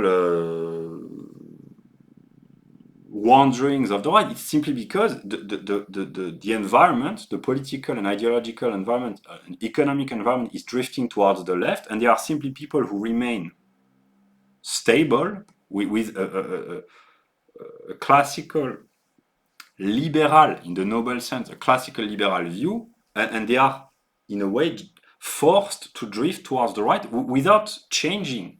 And this process does not only affect what we would call in the modern world libertarians, which in a way, partly they are different, but actually they are just classical liberals, but also in the modern early 21st century, there is a significant amount of classical leftist intellectuals, so people who 50 years ago were, with their mindset, they were on the left, they were working class leftist, not necessarily because they as individuals they came from the working class, but they defended either if these are people who are in their 60s or 70s today, or because they carried, maybe they might be younger, but they carried the ideas of the left, which is supposed to defend the working class, which is what the left at least claimed to do up until the 1970s.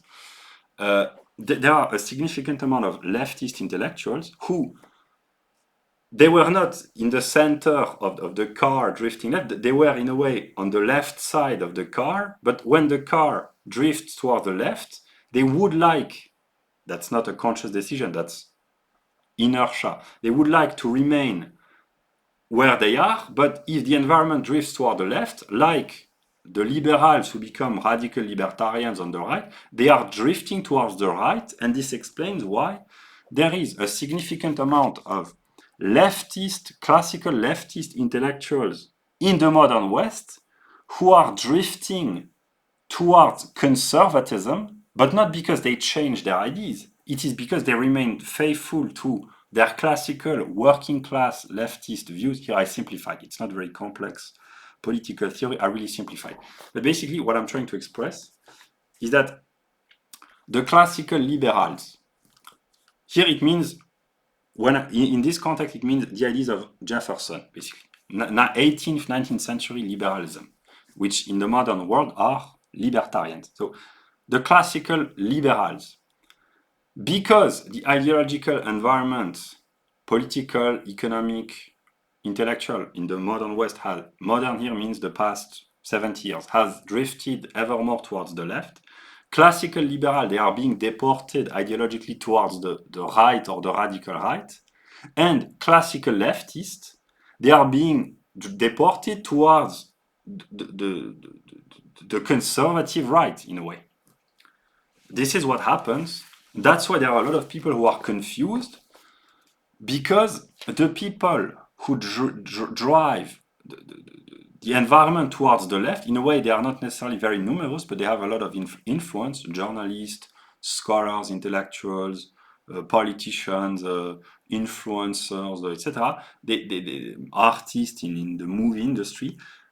They have an enormous amount of power, and they shape the ideological structure of a society, and then through legislation, it impacts the whole of society, plus the demographic changes, etc.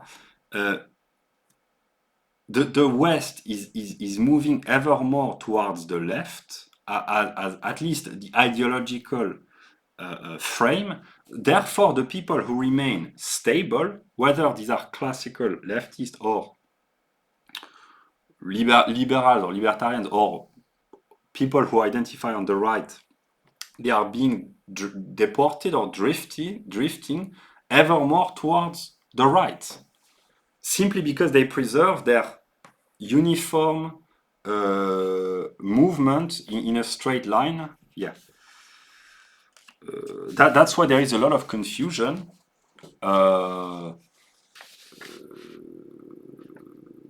Yeah. Yeah, and I know here, I just give an example. I know that there are precisely what I would call the conservative leftist. Usually, not always, but it can be precisely in individuals who grew up in the 1950s, 60s, 70s, and they were working class leftist intellectuals in this era, and they have remained more or less faithful to this ideal, and now they are being moved towards the right without changing their idea, but simply because the ideological structure of the dominant leftist is drifting towards the left. So they are in a way in conflict against the left, although their values are the classical values of the working class left. Yeah, this explains why the dominant ideology in terms of influence in the media, politics, scholars, etc., in a way, they accuse working class people or movement which favor or might favor the interest of the working class. They accuse them of being conservatives or reactionary in a derogatory sense. Yeah, this explains a lot. This explains why in the modern West, the working class, I mean, there are a lot of other factors, but why the working class is considered to be on the radical right. Yeah. Those who defend the interest of the ordinary workers. Yeah.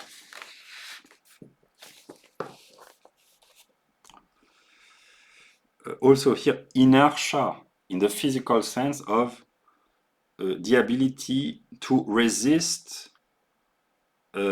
movement, to resist being moved. That's what having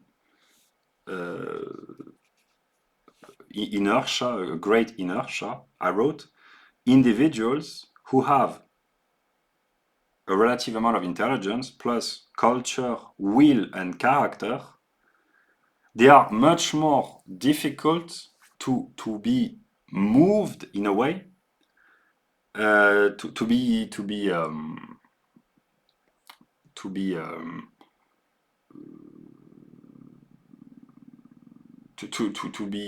manipulated, one might say. So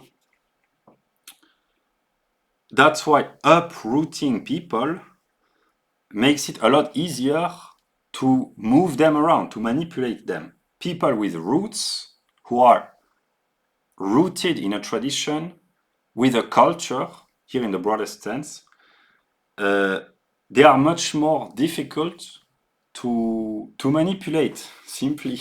That's why to manipulate people, you have to uproot them, because if they have no roots, they don't know where they come from, they don't know who they are, they don't know what their legacy is. They are much more easily, like trees, it's a lot easier to move a tree around if you have cut off the roots. Yeah.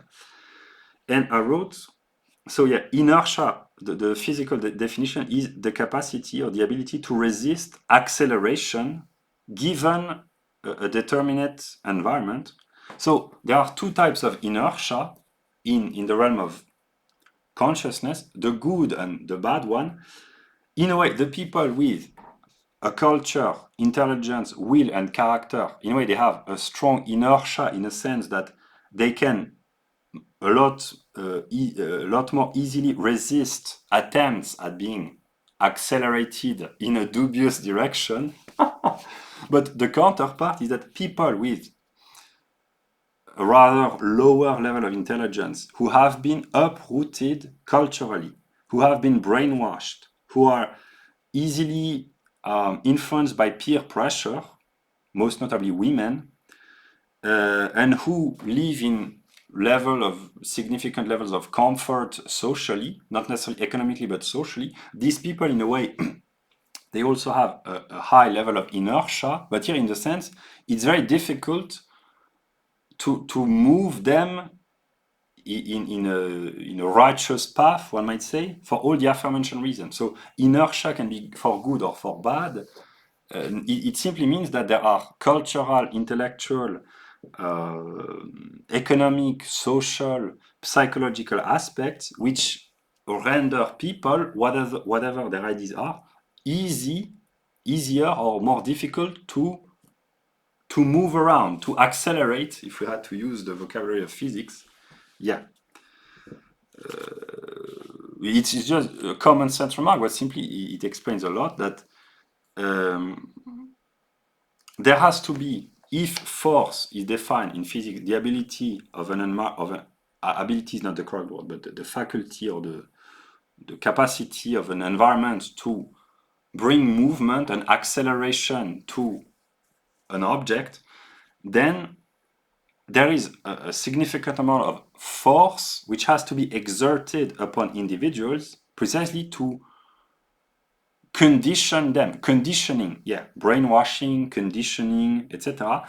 There has to be forces, not physical forces, but intellectual, media, cultural forces which affect people so that they do not go in a direction which would be spontaneously healthy for them, namely to be rooted in their tradition, to prosper, to multiply, to thrive, etc.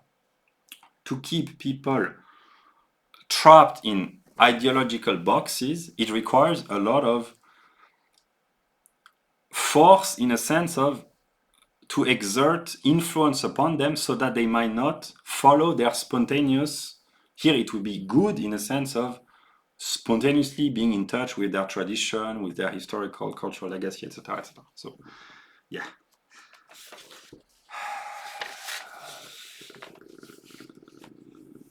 Yeah, I wrote mental conditioning or intellectual or cultural conditioning, whether through school, the media, various forms of advertisement, political propaganda, etc.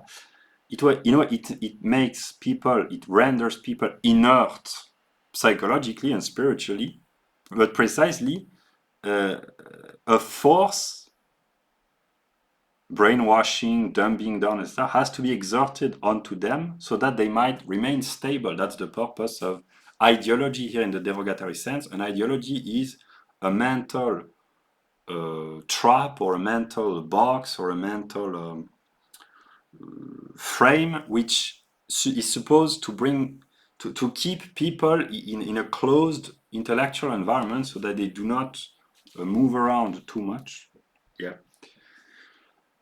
I wrote massive intellectuals exert an attraction onto other individuals, and precisely massive intellectuals, that's a play on word, but individuals gravitate around them. And here, it's very simple what I said, but actually it can be enlightening. Influential intellectuals, they are like massive objects in space, one might say. They have a great mass, which can be defined as the ability to attract, it can be defined as the ability to resist acceleration or the ability to be attracted, or how they call this in English? I think active gravitational mass. Yeah, the ability to attract. And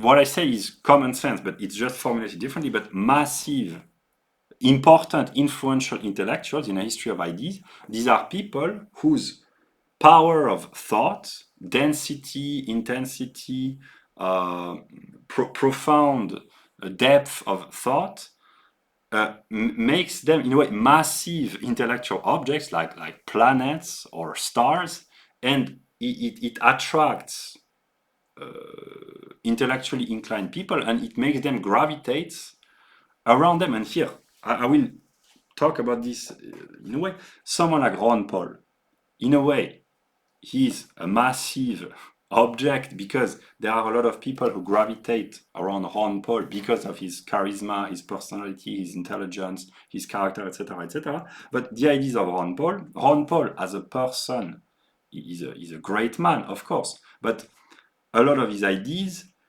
they come from the Austrian school of economics plus the American tradition. And for people who have a culture, or take another example, Matthew Siegel is a great philosopher as well, and Whitehead as well. But actually, when you acquire a culture, you quickly realize that every great thinker, or not so great, but let's talk about great thinkers, in a way, he's influenced by other great thinkers, and you reconstruct, when you acquire a culture, when you study the history of ideas and the history of philosophy and the history of ideas, not necessarily just in philosophy, but can be in economics or physics or politics or all human fields or psychology. Every great figure, of course, he draws a lot of inspiration from his predecessors, and he carries in his mind the influence of previous great thinkers. Whitehead says that the whole of Western philosophy is nothing but a series of footnotes to Plato. Yeah. But what I'm trying to express is that actually, it's common sense, but when you discover this, it's quite exciting in a way. The world of ideas is like a galaxy, like a solar system, or even greater, a galaxy, a universe of great thinkers, and each great school of thought or each great influential thinkers, it's like a massive cosmological object which attracts around itself through the gravitational power that its intellectual mass, if we had to use a physical terminology, that its mass in terms of heavy thoughts attracts others in a way. Brilliant thinkers, they are like stars. They are very massive, very brilliant, but their mass attracts and make other thinkers gravitate around them. And the world of ideas is like a galaxy of thinkers. Yeah, and when you have a culture, when you acquire a culture, you can notice who are the influence. It's not a hidden secret most of the time because people are willing to acknowledge and very often they pay homage to the great influence, the great thinkers who have influenced them. But you can reconstruct by pulling like a thread in a way. You can reconstruct the sky of ideas because you see how all the thinkers are mutually influencing one another, like in a solar system, the planets, the stars, they mutually exert gravitational attraction onto one another.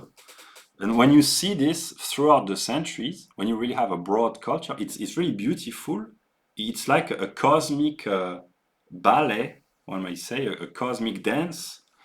You see who gravitates around who, and yeah, you can reconstruct the whole life of ideas. Yeah. So yeah, for instance, Whitehead You can see here, you have to have really a high culture, but you can see the influence of Schelling onto Whitehead, which is not direct, but through the mediation of Coleridge and partly Wordsworth. So you can reconstruct the life of ideas in the West, but actually that's valid for the world at large, because it's the ideas, when they are true, they are universal. You can see the influence of English Romanticism onto Whitehead, and English Romanticism itself was influenced by German Romanticism. You can see, of course, the influence of good old Plato.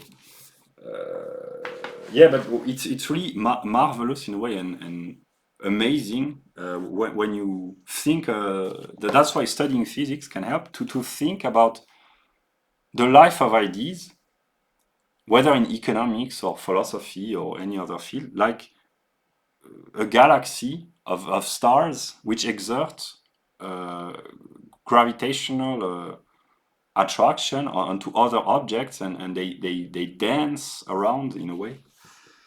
So sometimes they collide. Yeah. Yeah, I will make a joke. So, some leftist schools of thought, or maybe right wing, but usually it's more leftist, they are like black holes. In a way, they are so dark that even light cannot get out of the black hole because it's too obscure. The leftist jargon of some really groups of leftist intellectuals, sometimes it's so obscure and complex. It attracts a lot of attention, but it's it's very massive in its gravitational pool, but actually it's kind of empty, like a black hole. I mean, black holes are not empty, but it's very massive without being. I understand what I mean. Yes, the postmodern leftist. Yeah, yeah, yeah. So I wrote the bigger and more dense a body is, the more strongly it seems to attract other bodies around him or around it, and that's true for intellectuals as well. A really dense and massive and big, ordinary language, intellectual or thinker, the more dense and the greater he is, in a way, the more attraction he will exert on other objects. And here, that's the remark of Whitehead. Plato, of course, in the history of the West, almost every great thinker has been influenced by Plato, either to praise or to try to refute one way or another Plato. Even up until Nietzsche. Nietzsche was still struggling in the 19th century against Plato. Yeah.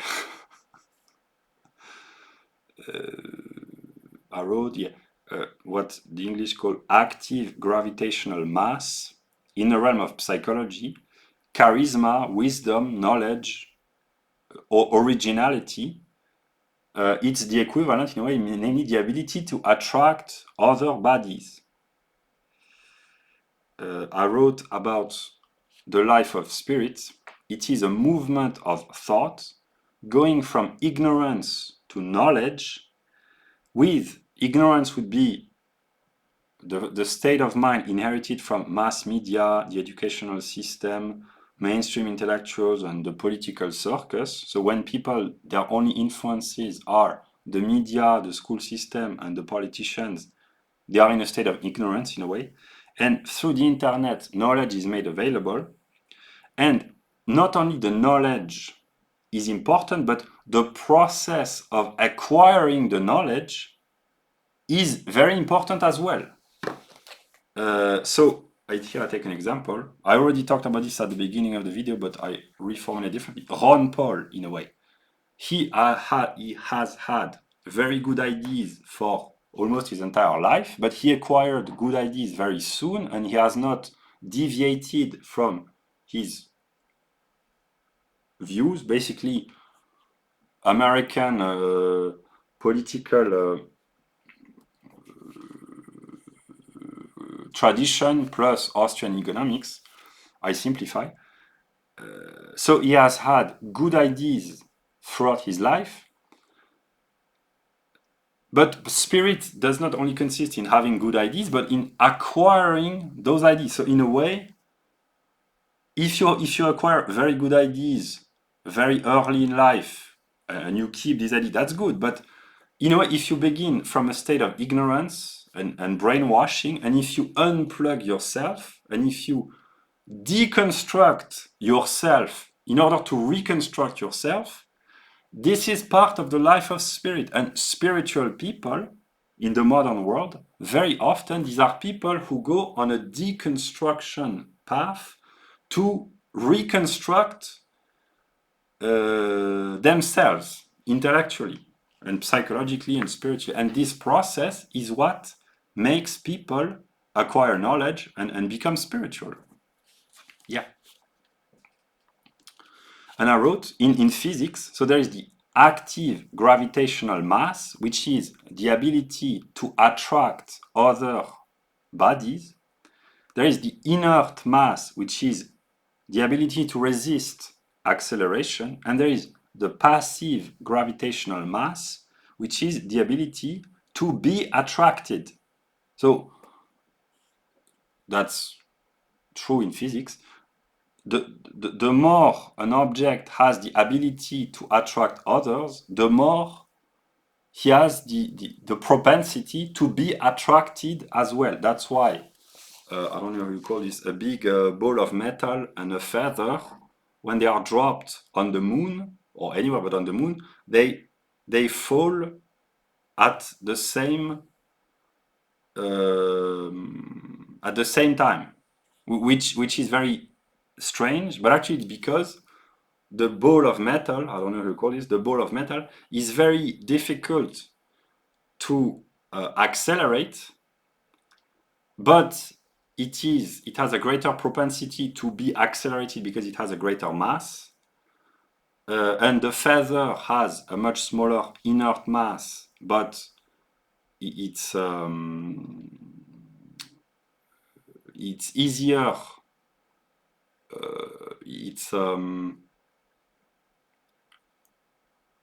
It's passive, how do you call it in English? Passive gravitational mass is smaller than that of the ball of metal, but its inert mass as well. So the two, they compensate one another. That's why they fall at the same speed. Yeah, it has amazed physicists in a way that's amazing, in the sense that it brings amazement. But because the active and passive gravitational mass and the inert mass are equivalent, and I wrote, in the realm of consciousness, people usually who have the greatest ability to attract others because they have a great active gravitational mass in the realm of the intellect, they are also those who have the greater ability to be attracted, simply because usually people who are cultivated and educated, usually they are more curious and open-minded than a lot of others, and they usually they are interested in a lot of stuff. And the more knowledgeable you become, here it cannot necessarily be empirically checked, but it is true at least for some people. The more knowledgeable you become, the more willing you become to acquire knowledge, because it develops interest in human accomplishments. So you become more curious in a good sense. You are more prone or inclined towards intellectual openness. And the more you acquire knowledge and culture in your own tradition, the more willing you are to open up to other traditions and to expand your intellectual horizon. And that's the ideal actually of humanism already in the Renaissance and then the Enlightenment, to favor the spread of human knowledge, which is supposed to strengthen civility. And actually, it's true. The more you acquire a culture, that's my view. The more you acquire a culture, the more interested you are in acquiring knowledge, because the more knowledgeable you become, the more you realize that you are ignorant on an enormous amount of topics. So it strengthens your horizon in a way. That's why the ability to attract others is also a propensity to be attracted, because you develop interest in human endeavors, and yeah. I wrote, people, they tend maybe to be attracted by what they miss. And here I've just listed examples in the modern world. A lot of young Westerners, they lack or they miss a father figure. That's why they tend to be attracted by people like Peterson or Stephen Molyneux. Those who lack a sense of masculinity, they tend to be attracted by people like Rollo Tomassi or Andrew Tate, etc., or the masculinist movement. Those who lack a sense of group belonging, in the case of white Westerners, they tend to be attracted by the alt-right and etc. In the case of Muslims in Western Europe, they tend to be attracted sometimes by ethno-religious groups and sometimes radical views on Islam, because it offers them a sense of belonging. And the counterpart among uprooted white people is right-wing collectivism. The people who lack or who miss liberty, they tend to be attracted by the libertarians, the Mises Institute, etc., etc.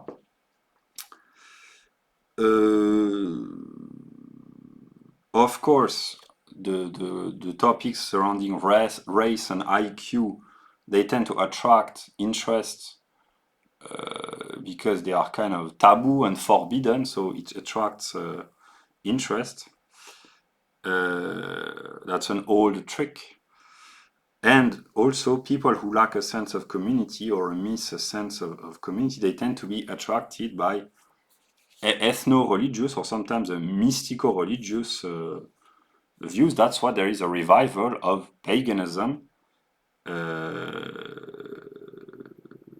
among Europeans in this internet age, because Europeans have lost their religion, their ancestral traditional religion, which is called paganism, but also the historical religion, namely Christianity.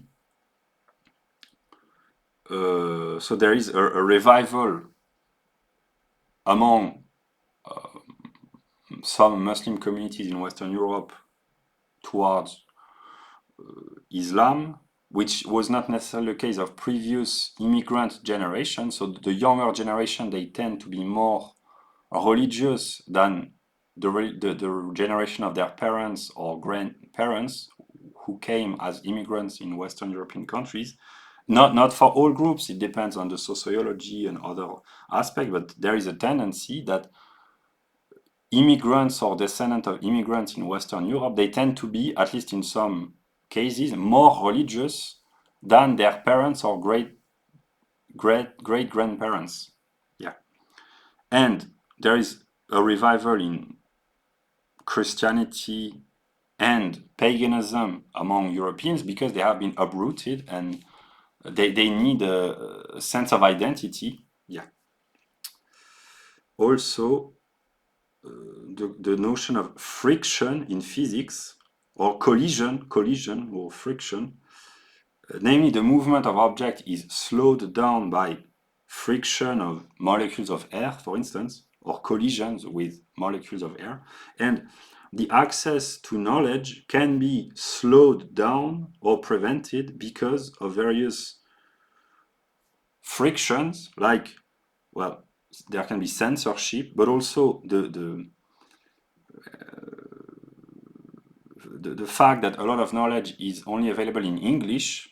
The best books on sociobiology, psychology, even economics, they are only available in English. And a lot of knowledge is only available in really scholarly work. So the censorship, the foreign language, and the scholarly aspect can be very off-putting for a lot of people. That's why actually even people who might be interested in knowledge, they do not acquire as much as they could, or they might be discouraged, because to find really the good books on certain topics like sociobiology, it requires to read scholarly work in English, and sometimes it can be off-putting or discouraging for people. Yeah. Then about inertia, objects in physics which have a high or a big, I don't know how you say it, an important, an important, a significant inertia, they are more difficult to set into motion. They can be more difficult to set into motion, but once they have been accelerated, once speed and movement has been communicated to a massive object in terms of inertia, it is much more difficult to stop the object. The ball of metal and the feather, which are dropped at the same time, they fall at the same time, but the ball of metal has a lot more force. In a way, it is much more difficult to stop. It will leave an impact when it collides with the ground. Yeah, so translated in the modern movement of consciousness,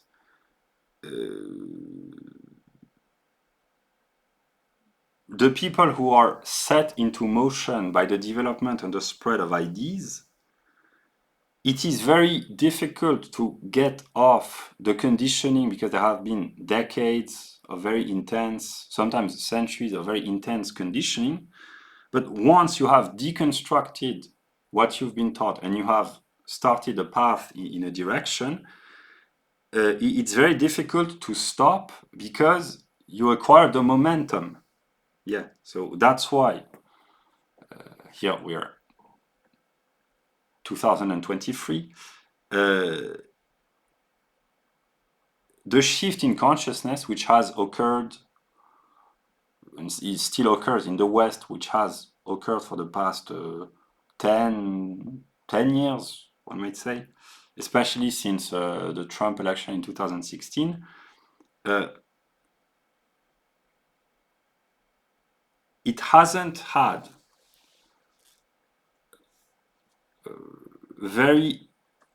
a lot, either quantitatively or either in terms of extension or in terms of intensity, a lot of consequences yet in the realm of politics, because of the demographic structure. Namely, there are a lot of older people who defend their economic interest and who have an interest in preserving the system as it is, because they have their economic interest. There are a lot of older people in the modern West, so it is understandable. But the younger generations, their mindset has been and is shifting significantly towards the right with the spread of information, and the consequences are not yet felt, although there are already political manifestations with the rise of populism, etc., etc. But if we envision a long time perspective,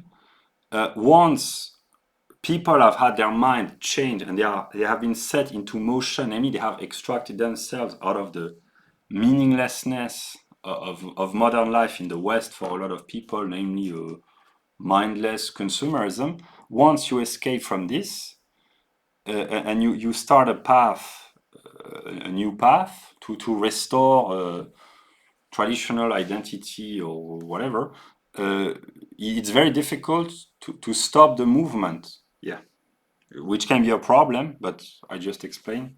Yeah, the insights of physics can be enlightening. Here, a little bit of physics as such.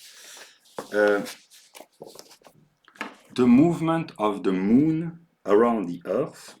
The moon, here in a classical perspective, not in a relativistic perspective, in a classical perspective, the moon would like to go in a straight line, but the gravitational pull of the Earth attracts the moon, so it accelerates the moon, it makes the moon deviate from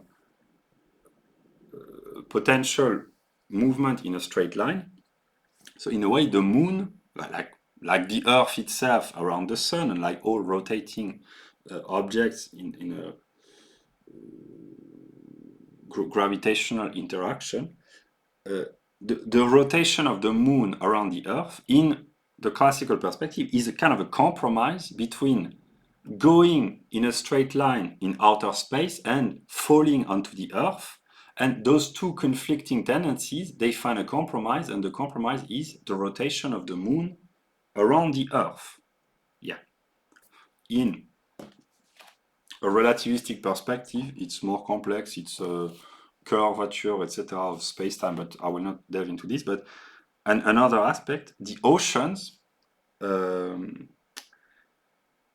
Earth, the ocean, in a way, they are attracted towards outer space by the gravitational pull of the moon. The moon attracts gravitational influence onto the Earth, but onto all objects on the Earth, notably the oceans. And the oceans, they are the reason why they do not escape in outer space is because the gravitational pull of the Earth keeps them on Earth, one might say. So the ocean, they are torn in a way between the attraction of the sun and the moon and the attraction of the Earth, and this is the reason why there are tidal waves, movement of waves, what they call, I think, tidal waves. Yeah. So again, that's a compromise. Yeah. So the cosmos is, in a way, is torn between opposing forces. Lady Gaga talks about this in the song Born This Way. That's why there is, in a way, torment for celestial bodies in the cosmos, and the result is the harmonious movement of the spheres, but there is torment and inner conflict within celestial bodies, and because everything is interconnected, this is true in the soul of men as well. Yeah. Yeah. And in a more comical aspect, here I just make a remark. 2 hours and 12 minutes of video, I can make not a dubious, but a partly comical remark. Maybe about cosmic romance, I don't know. There is a moon named Io. It's a moon of Jupiter, as far as I know. And because of the same, I don't know how you call this in English, tidal forces maybe, because of the same reason which makes the ocean move up and down in tidal waves because of the gravitational pull of the moon and that of the Earth, the same goes around Jupiter, and Io, the moon of Io, it has a very strong volcanic activity because there is in physics what is called the Roche limit, which is kind of a belt symbolically around a planet where the gravitational pull of Jupiter is very strong on the moon of Io, and there are other satellites which exert gravitational pull depending on the position on the moon of Io. It's reciprocal, but here that's this specific satellite. And there is the gravitational pull of the satellite itself, which keeps the cohesion of the moon. And the moon of Io, because of its movement, its relation to Jupiter and other satellites, it is being, how do you call this? Not torn, but it is being stimulated, one might say, it's being pulled in all directions, and the consequences of this specific gravitational situation is that it provokes onto the moon of Io a very strong volcanic activity. And I wrote, if you had to talk, I'm not sure that it's poetic, but in a way, the here it's in a, that's almost the middle of the night, cosmic romance. In a way, the volcanoes, the erupting volcanoes on the moon of Io, it can be envisioned in a poetic way, one might say, a twisted, a little bit twisted poetic way, as some sort of cosmic ejaculation, because the moon of Io is being constantly stimulated.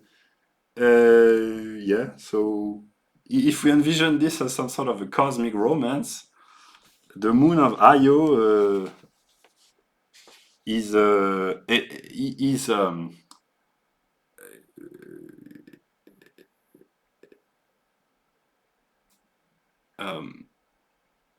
exteriorizing its excesses of energy. It's a form of cosmic ejaculation. There are no other words, I guess. Yeah, yeah. Okay, that was the the dubious moment. Actually, I thought about this by studying physics. The volcanic activity, which is very intense on this satellite, the moon of Io, is due to being, I would say, gravitationally masturbated. In a way, that's partly how it is. That's partly, yeah. Then a brief remark about chemistry. The chemical properties of molecules, which in a way are qualities, they depend on the atoms and the number of electrons on their external layer. So basically, chemistry, in a way, it's qualitative in a sense that the chemical properties and the chemical transformation they appear as being qualitative, and in a way they are, but this is the unity of quality and quantity. The qualitative differences between the various chemical compounds and the various chemical reactions, they are determined quantitatively. So the unity that we find in speculative logic between quality and quantity, just a simple illustration is that what we experience as being changes of qualities or properties in chemical compounds or molecules or even atoms, actually they are just quantitative differences because a change of the numbers of electrons on the layer of an atom changes its ability to react chemically with other substances. Yeah. Then electricity in physics is a movement of electrons caused by the electrostatic force. What they call the red pill on the internet is, in a way, it's an electric path. I wrote, it's a movement of negative charges, often ignorant, disenfranchised Westerners, mostly, they go on a negative path driven by frustration, anxiety, anger, or fear of the situation in the West. So it's like an electric current. Their ideas, in a way, that's the path of negativity. It's like an electric circuit. People who acquire knowledge on the internet, who take the red pill, as they call this, depending on the extent or the intensity of what they envision as being the red pill, it's like an electric circuitry, a current circulating, a movement of ideas, and the electromagnetic force, when the charges in physics, when they are in movement, an electric current, which is a movement of charges, brings about magnetic effects, the electrostatic force are the interactions between charges which are fixed, set, stable, and the magnetic aspect is when the charges are in movement. Yeah, so formulated in the realm of consciousness, the electric path of the red pill, it can be envisioned like this.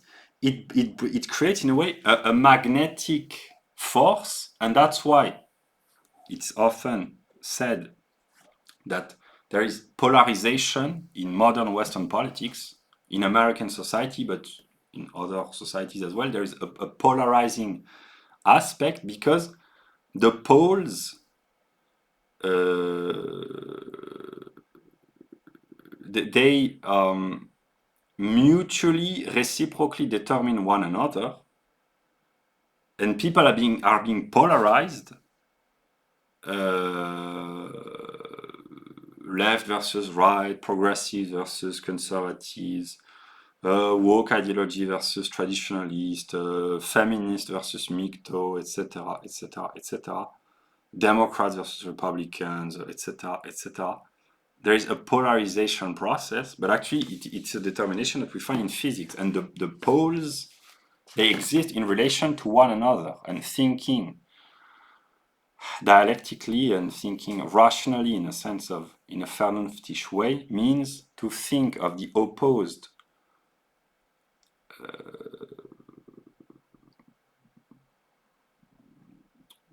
trends of a polarity, to think them in their unity. Yeah, because they are tied to one another magnetically, one might say. Yeah. And here, in the realm of male versus female relationships, the polarity can mean tension, which is another notion derived from electricity, but polarity can also mean complementarity, and the proper way of thinking about men and women relationship is to think of this relationship as a polarity, and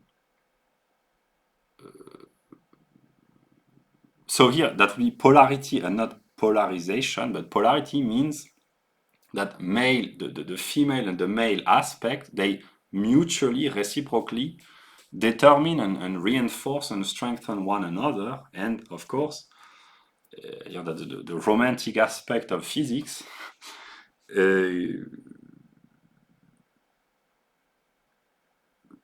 that's a pattern that we find throughout the natural world. The opposites in this perspective, male and female, they are strongly attracted by one another. Yeah.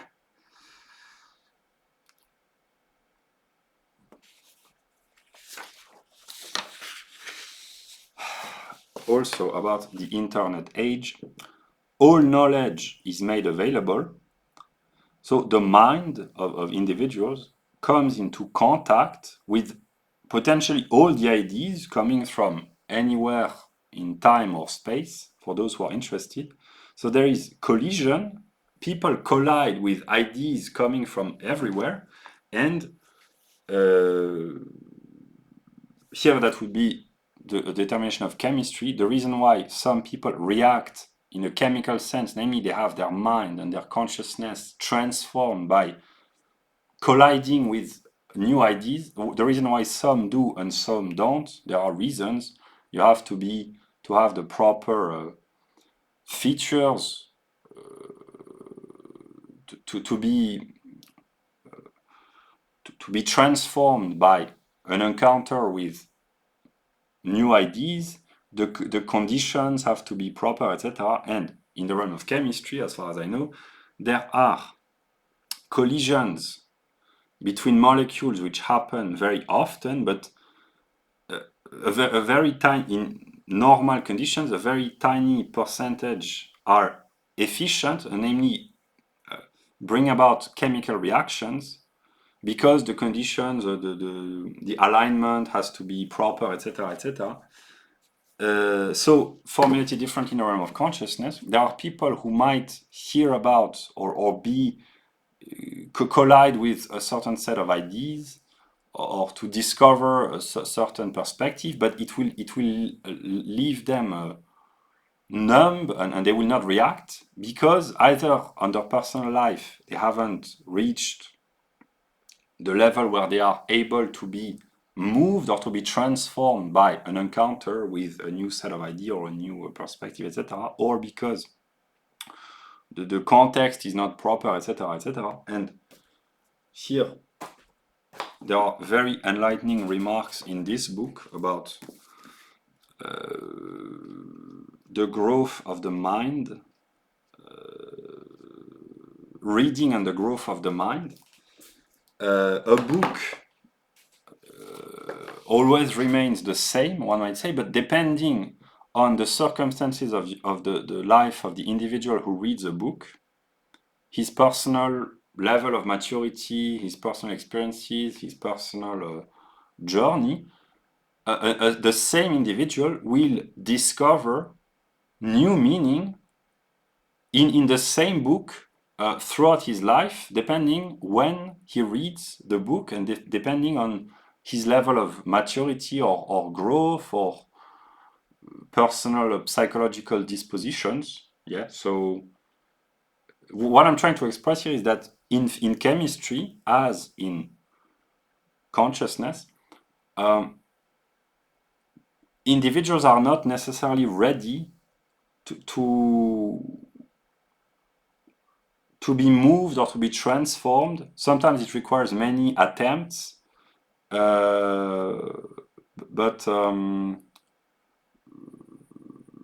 yeah, that's why a spiritual the life of spirit is a process, and yeah. But what I'm trying to formulate is that people who might be very similar in many aspects, in terms of abilities, intelligence, general determinations of whatever kind, they will receive the same message very differently depending on other circumstances. I mean, again, it's common sense what I say, but it's just it's valid in chemistry as well. Namely, sometimes it requires to hear the same message several times, and there are things that people will notice, or maybe they won't, but they will realize, they will be awakened. When I say there will be chemical reactions in their consciousness.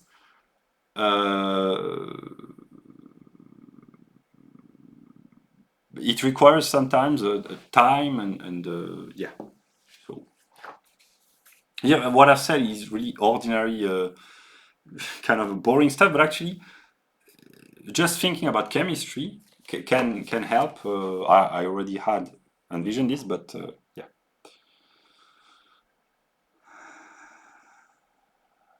I wrote, well, people who gather knowledge on the internet, with the availability of knowledge, they become more and more massive in terms of knowledge. Yeah, and the figures of authority, the politicians, journalists, scholars, public intellectuals, etc., in a way they become more and more bland and boring because either because of cognitive, not cognitive, but because of intellectual limitation or because of political correctness. So there is a divide between the appeal of online intellectuals. Here, I just take the example of someone like Peterson. I could take many others, or Ron Paul. The appeal of these figures which have emerged on the internet, I mean, they were already there, but they have become more widespread on the internet, and the official speech provided and shared and communicated by the politicians, the journalists, etc., which is becoming more and more bland because either the people who speak, they are they do not have the culture, or because maybe they do, they have the culture. The culture, I'm not sure, but probably they have the intelligence, but they are not morally allowed by their own system of political correctness to say intelligent things. So there is a growing disconnect. The population, I mean, it's a long process. Let us be optimistic. A, a significant proportion of the population in most Western countries is becoming, step by step, more intelligent and educated than its own elites, thanks to the spread of information of the internet. So the people, I'm not a populist, but the people is becoming, it's a long process. It's a long process, but is becoming step by step more intelligent, more knowledgeable than maybe its own elites, its own official elites. So, yeah.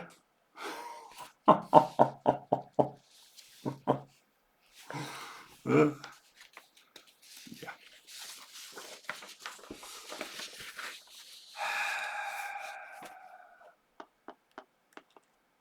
Yeah. I wrote here again. Here it's ordinary talk, but actually it's with the perspective of physics. Influential personalities, they modify the state of consciousness or the state of mind of other individuals. I wrote these are stars, like stars in the solar system, or the sun in the solar system, or stars in a galaxy. They modify the trajectory of astrophysical bodies, of satellites, planets, or gases, or comet. I don't know how you call this in English. A star, from an astrophysical standpoint, is a massive object which modifies the trajectory of other physical objects. And in the realm of consciousness, this is what influencers are. I wrote the force of influence consists in the number of people which are affected by the change. So to be here, Ron Paul, for instance, or Peterson, or any other, but what is the force, if we use the vocabulary of physics, the force that they exert is the ability to change the mind of a larger quantity of persons. So that would be the extension, the number of people, the number of different people whose life they impact through their ideas, their speech, their personalities, but also, so that would be the extension, but also the intensity, namely how deep is the change of consciousness, which eventually has to bring about a change of behavior, because it's great to you can influence a great number of people, but you can also influence greatly a smaller or larger number of people. So there is the extension, how many people do you reach, but also the intensity, how profound is the change of behavior and perspective that you will bring about in the mind of those that you influence. Yeah. Yeah. And here I just make a remark. In terms of knowledge, I have not thought this through, but maybe one of the most influential books on my personal development as an individual has been The Bell Curve. In terms of knowledge, not in terms of ethics or etc., but in terms of change of paradigm, one of the most influential books has been The Bell Curve. There have been others, but it's really the book which, in my view, when you really come from a state of ignorance in a lot of topics, which can change in a way the bring about the greatest change of mind, because it contains so much enlightening information and theories and views, compared with a state of ignorance, which is the state that a lot of people come from when they leave the educational system. It has been very influential, because precisely when you envision a new paradigm in the social sciences,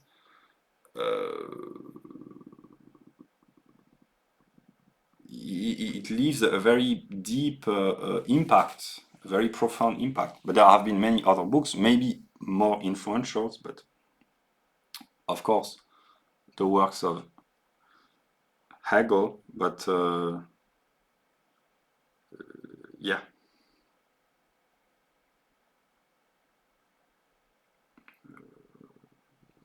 Yes, so the force here in the realm of consciousness depends on the extension and the intensity of the change which are brought about.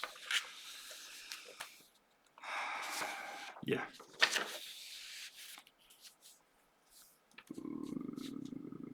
Also, about physics. Physics is the realm of movement, and the whole natural world is moving. Even objects which appear to be stable, actually they are vibrating. Matter is constantly vibrating. The material world is a big vibration system. The atoms, the electrons, they are oscillating and vibrating within themselves, one might say. Light is an electromagnetic vibration. Yeah, and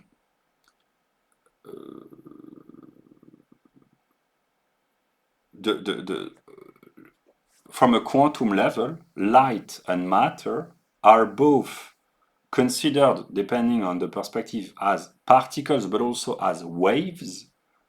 So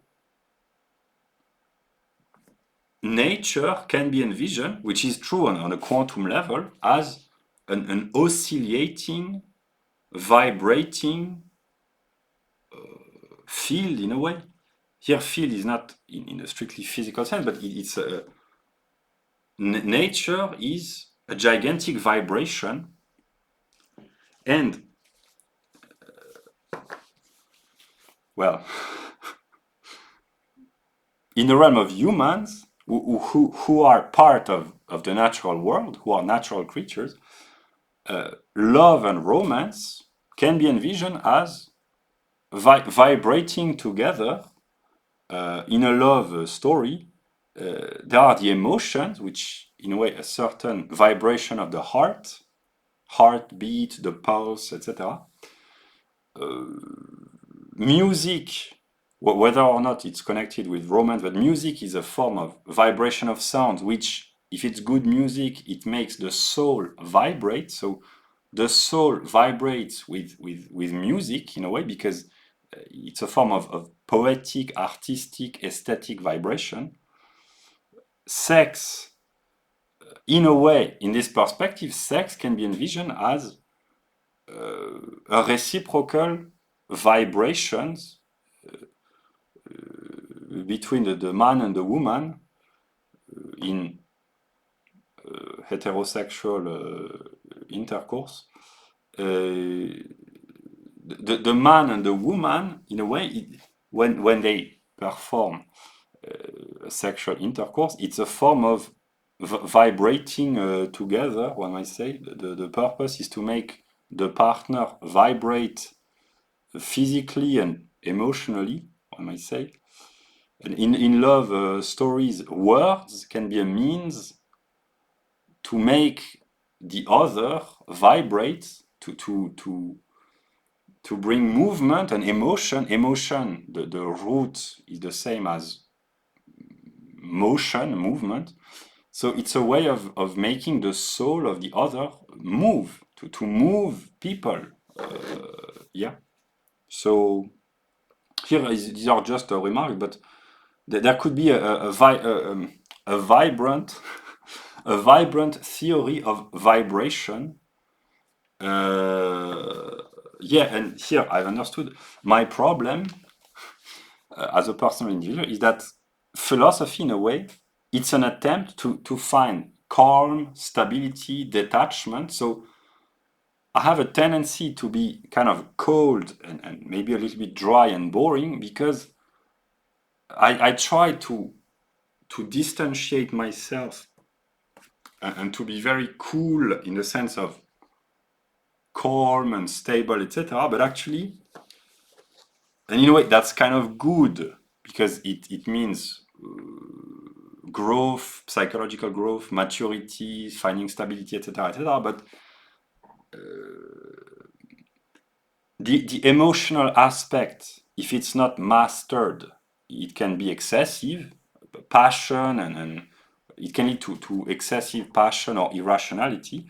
But to be too distant, in a way, too not enough in tune with one's own emotion, as they call this, to be emotionally unavailable, as they call this, it can be problematic as well. So yeah. But a love story between a man and a woman can be envisioned as two individuals vibrating together, either through emotions, words, movements of the soul, or else. Yeah. Yeah. About work, from a physical standpoint, in the realm of thermodynamics, it's a gain of kinetic energy that a force is capable of bringing to an object during a given amount of time. So work in thermodynamics is kinetic energy. And I wrote here, it has already been envisioned by Isaac Bowman wrote a book, Money Power, and Frederick Soddy in the early decades of the 20th century wrote also a book about money from a chemical perspective, from the perspective of a chemist. Money can be envisioned as a form of social energy. Energy, vaguely defined as the ability to bring about movement. So with money, people can buy what moves them, what sets them into motion, what excites them in a way, either to buy energy, just the food and the nutrients to, here that's partly the view of Marx, that the wages were thought to be just enough so that the workers could reproduce the working capacity, etc., etc. But in physics, work, which is a thermodynamic concept, is what enables to earn the kinetic energy, which is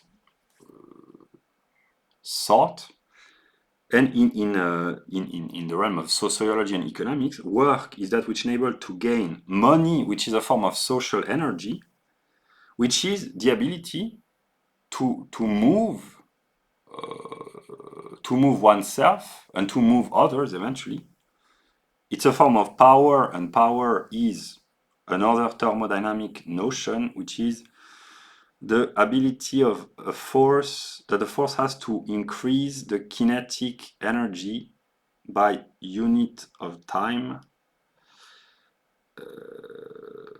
Yeah, so about money and debt, when money is backed up, when money is not backed up by savings, namely work which has been produced and which is supposed to bring savings and capital, either in the form of infrastructures or financial capital in the form of savings, when money does not rest onto or upon accumulated labor, but is debt money, namely a projection, an anticipation of future work, namely when banks grant loans, they create money out of thin air because they anticipate that by lending money to, I don't know, a business who borrows money, or a household who borrows money to buy whatever, or to invest, or whatever, or to consume, they anticipate that the household or the company or the state, if it's a state which borrows money through bonds or whatever, treasury bonds or whatever, that the economic agent which borrows money will produce work eventually in the long term, which will enable the economic agent, the borrower, to repay the loan which is granted by the bank, so the bank can make money by charging interests. Yeah.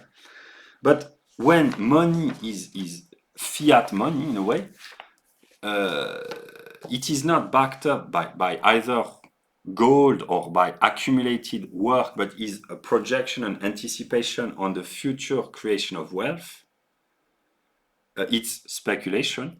But the problem is that when money is created out of thin air by the banks, which is derived from the ability of the central bank to create money out of thin air, when the money comes into circulation, it has the same value. The newly created money has the same value as the money currently in circulation. Namely, when money is just being created, it enables those who receive the newly created money to buy goods and services with the same purchasing power, at least in the beginning, than the money currently in circulation has. But because this new increase of money, this inflation, namely the increase of the quantity of money, that's the rigorous definition of inflation, this newly created money, when it comes into the economy, it increases. If it is spent, which it is, by those who receive this newly created money, it is incorporated in the economic circuit, the economic system, which the consequence will be an increase in the demand of goods and services, which the repercussion at some moment is often, if there is an increase in demand, a rise in prices. And what those who receive the newly created money later in the circulation, when they receive the money, I simplify the Austrian view very simply. The goods and services will have increased because those who receive the money earlier from the bank, they will have already spent the money. So the sellers, those who provide the supply, will have increased their prices to adjust to the increase of money. So the prices will be higher. This is what is experienced as being inflation, namely increase in prices, but actually it's just a consequence of an increase in the quantity of money. So those who receive the money later in the process of circulation, namely wage earners or people who have a rent or retirees who have a fixed income, or everyone eventually, but those who have a fixed income, they receive their money later, after having many transactions, buying and selling, etc., etc. But when they do, the prices have increased. Namely, they have the same fixed quantity of money if they are wage earners or if they are retirees or if they have a fixed income. The income remains the same, but the prices have increased to adjust to the increase in the supply of money in the whole of the economy. So they have the same amount of money, but the goods and services, they cost more money. So they lose their purchasing power relative to the ability that their money has to purchase precisely goods and services. And this is this trick that the Austrians denounce constantly, namely, when money is created out of thin air, those who receive the money the first, usually there is vague scheming between big financial interest, corporate business, politicians, etc. Those who receive money the first, the money that they receive has a strong purchasing power because the prices haven't had the time yet to adjust to the increase in the quantity of money. So they have the benefits of using fake money in a sense that it rests upon debt and speculation and not onto accumulated savings and labor. They have the advantage of having cheap money in a way, which gives them a high purchasing power, and then the economy has to adjust, the sellers, the business owners, etc. They have to adjust by raising their prices because there is a greater quantity of money in circulation without being a greater quantity of goods and services necessarily. So they have to adjust to maintain their business afloat. And then the consequence for the majority of the people is what is called inflation, namely increase in prices. Yeah. It's much more complex than that, but basically that's the view, namely just to think about economics with the category sometimes of physics, to think of money first as a social institution. So here, those who speak about money as a social institution, they think in terms of legislation and right. So they apply the categories of right and legislation and sometimes anthropology to economics. That's good already. But those who think in terms of physics, it's good as well. Namely, money can both be envisioned as a social institution and as a form of social energy. Yeah. So those who control the money, in a way, they control a vital institution of society, and also they control the movement of society, because energy is the ability to set into motion. So those who control the money supply, they control, in a way, very simplified, the movement of society. Yeah.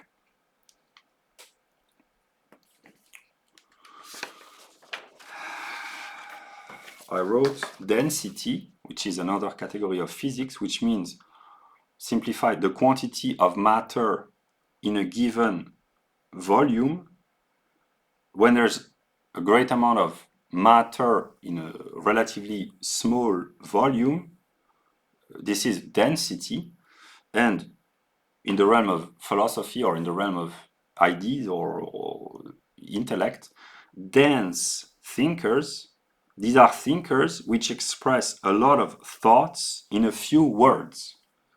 To be dense means to speak or to talk with intensity, namely to say a lot of profound, complex, interesting ideas in a short amount of time or space. And those who talk a lot, in extension, they can talk a lot, either write a lot or speak a lot without saying much, so that would be extended but kind of empty. And of course, there are very dense thinkers who express a lot of interesting, complex, deep thoughts in a few words. Yeah, and usually the great books of the great philosophers, the books can be very large in terms of size. There can be many pages, but usually the great books, even if they are, I don't know, hundreds of pages, almost every sentence, or most of them, they are very dense because they contain a lot of thought. Yeah. And in this sense, the speeches of a lot of politicians, or the articles of a lot of journalists in the modern world, in the modern West, they are not very dense because they do not contain a lot of intensity in terms of thought. It's a lot of empty talk. Yeah. And the great poets, they have an exceptional gift, which is the ability to express very profound thoughts in a poetic, I mean, in a formally beautiful sense. So the poets, they have the ability to unite thought, density, intensity, complexity, and insight in terms of thought, but also harmonious, poetic, aesthetic expression. And the real geniuses in the realm of poetry, these are those who not only speak beautifully, but say intelligent and insightful and profound things. And in this sense, Nietzsche was a great poet, and a lot of romantic poets, these were men who were, from a lyrical and stylistic standpoint, they were great, but also they expressed profound thoughts. Someone like Novalis was an exceptional individual, was a genius, because he could write poetically, sometimes when he wrote poetry, but also he expressed very profound thoughts. Someone like Wordsworth as well. Actually, the great geniuses in terms of poetry, they are, like I said, they expressed profound, intense thoughts in a aesthetically pleasing way. Yeah. And what Heidegger says about the pre-Socratics is that precisely they were philosophers, poets, and scientists, and they expressed the most profound truth about the nature of the universe in a poetic way.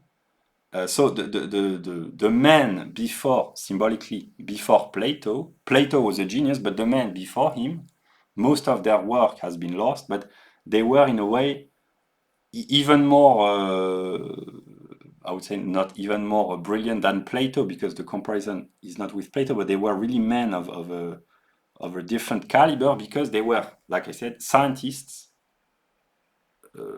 complete scientists, philosophers, and poets all at once. Yeah. They were the opposite of the modern specialists who can be very competent in their field, in their narrow field, but usually they do not have a full view, and they cannot express themselves very well in terms of being eloquent and being... it's not a criticism, because you cannot expect persons to talk poetically or harmoniously, etc. But there have been men, exceptional men throughout the ages, who were great poets, great thinkers, great scientists, great statesmen or lawyers, etc., etc. They were complete men. What Nietzsche envisioned as the men of the Renaissance, who could shine in most fields of endeavor. Yeah. About sound, precisely, from a physical standpoint, sound is a vibration of the environment on a microscopic scale. It's an ordered movement of a set of molecules. And here I just make a brief remark about the philosophy of aesthetics by Hegel. I haven't read a long time ago and not very thoroughly, but I understand nonetheless basically the basic determination. The view of art in the philosophy of Hegel is that there is a logical progression, one might say, from architecture, sculpture, painting, music, poetry, and it's a progression from the most material to the most spiritual, and in a way, the aesthetic and artistic expression of mankind is in a process of dematerialization. Here, I haven't read what Hegel says, basically, but I can understand very simply, but basically, architecture, in a way, it's kind of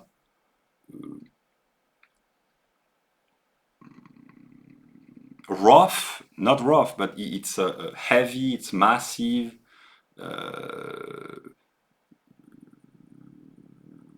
religious architecture, the pyramids in Egypt, the monuments in ancient Greece, the cathedrals, etc.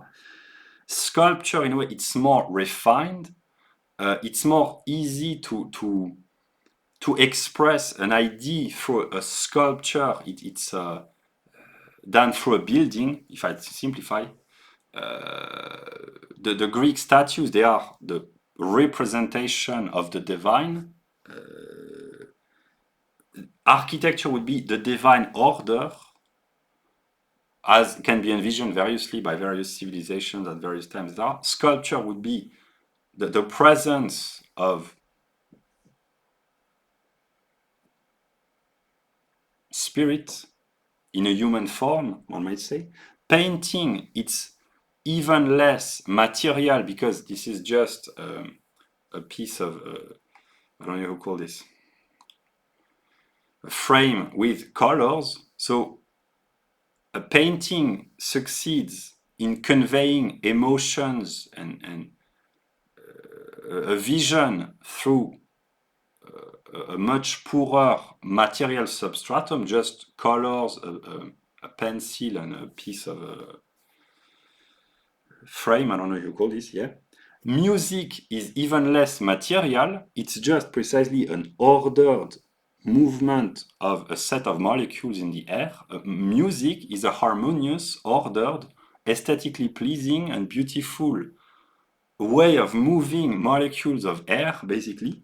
So it's from the architectural building to the sculpture to the painting to the musical production, matter is being harmonized and ordered and structured and idealized, but also is being in a way in the process of being dematerialized. In a musical symphony, there is the instrument and there are the molecules of air vibrating, but other than that, it's a spirit. In a way, it's a spirit animating a very small amount of matter, in a way. And in poetry, that's the view of Hegel, it's even more subtle and in a way even more spiritual than music and than all other forms of art, because poetry, there is the sound, like in music. It's if it's really good poetry, it is pleasing as a sound. It is ordered, harmonized. It's a sculpture of words, actually, but it's also there is the musical aspect. There is it's a good poetry is pleasing aesthetically for the ears because of the rhymes and the sounds, etc. But also it contains thought. It can evoke images. So there can be the aspect of painting because it can evoke sensation of vision, colors, etc., shapes, etc. There is the musical aspect because it's supposed to sound good, but also it can convey and evoke feelings through thoughts. So it speaks to the highest faculty. In a way, poetry are thoughts put into music through words. It's the least material in this perspective. If we consider architecture, sculpture, painting, music, poetry, it's the least material, it's the most spiritual. And the view of Novalis was that poetry was the most achieved, the most accomplished, the most elevated form of poetic, that's a tautology, the most, the highest form of revelation of the absolute in the view of Novalis, because in a cosmic perspective, matter emerges.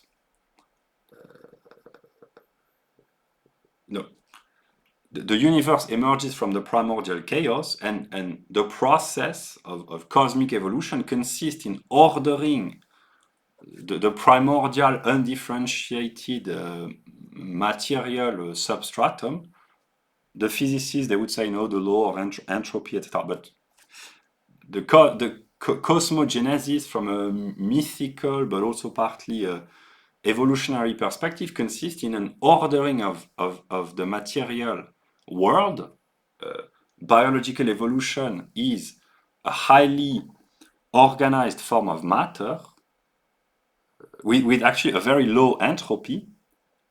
Highly developed organisms, they have a very low entropy because within an organism, matter is highly functionally, structurally ordered, and the human being is the highest species of mammals, one might say, and the human brain is extremely an extremely complex way of ordering matter in a way. And humans, not only they are very well ordered in this cosmogenesis perspective, they are very well ordered materially, but their brain enables them to order their environment by working and by creating infrastructures, but also institutions, by harmonizing and ordering relationships, interpersonal relationships, and intergroup relationship within humans through language and law, to create art, which is a harmonization and an aesthetic ordering of the sensuous world, to make the idea of the beautiful present to the senses. That's the view of Hegel. not only, but yeah. So music, in a way, it's the cosmos singing its own praise and its own beauty through the mediation of humans who are musicians. It's the ability to think about a beautiful symphony, a beautiful sound, and to create, to bring forth this harmonious expression of the movement of the souls, one might say, through music. But poetry is even a higher stage. So that's a cosmic perspective. The cosmos orders itself and brings forth man, whose highest artistic, aesthetic expression, in the view of Novalis and Hegel as well, is poetry. So in a way, the cosmos created itself so that man could create poetry. That's what Novalis envisioned. That's not how he formulated it, but that can be envisioned like this. But actually, Hegel goes even further. He says that the highest expression of spirit is not poetry, it is philosophy, because it is pure thought thinking itself and thinking the totality. Yeah, so that's even more abstract. But actually, the view of Novalis is very appealing as well, because the idea that poetry is pleasing aesthetically, namely for the senses, in terms of the musicality, the images that great poetry can evoke, colors, smells, tastes, sounds, shapes, experiences, emotions, feelings, etc., etc. But great poetry, it's even better than that, because it expresses profound thoughts about the nature of the cosmos, the universe, the human condition. Yeah, so it's really, that's what Novalis means when he says that poetry is the absolute real. In a way, it has an ontological reality higher than all other forms of reality and higher than all other human endeavors. In the view of Novalis, it's the highest spiritual expression of man. Yeah, and Hegel just takes this a step further by envisioning philosophy as being the highest expression, but nonetheless, just to think that it's actually the thoughts that I've been sharing now for I don't know how long, but just the idea that that sound from a just simple-minded physical standpoint is just an ordered movement of a set of molecules, but man can create beauty by moving molecules of air in a rhythmically and harmoniously and aesthetically and poetically, and music is a great way of conveying emotions and sharing emotion. It's a language, it's the language of the soul. Yeah, music is the language of the soul, and poetry is the language of the mind, one might say, because it expresses itself in words, but it's also the language of the soul. So it's in a way even higher than music. But to appreciate great poetry, it requires, in a way, culture and taste and experience. And here I'm not playing the card of the wannabe aristocrat, because I'm not at all sociologically. No, I'm not. I'm not faking, pretending. Oh, poetry. That's for the intellectual aristocracy. Actually, it is. But anyone. I mean, most people can access a different realm, not physically, but a different state of consciousness, whatever their level of intelligence or education is, if they really succeed in grasping the importance of poetry.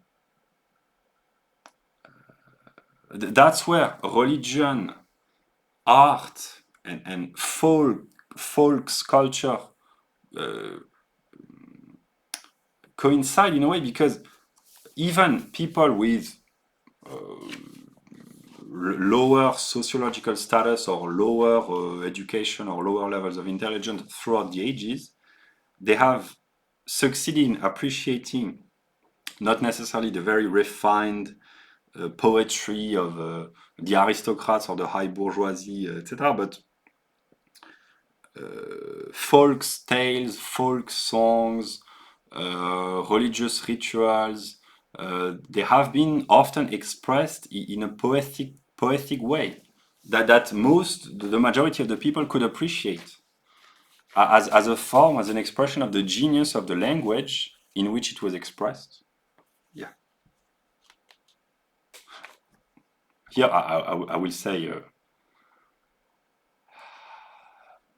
elevating things to have a people. Here it means sociological people. In terms of sociology, namely people from upper to lower classes who can appreciate poetry.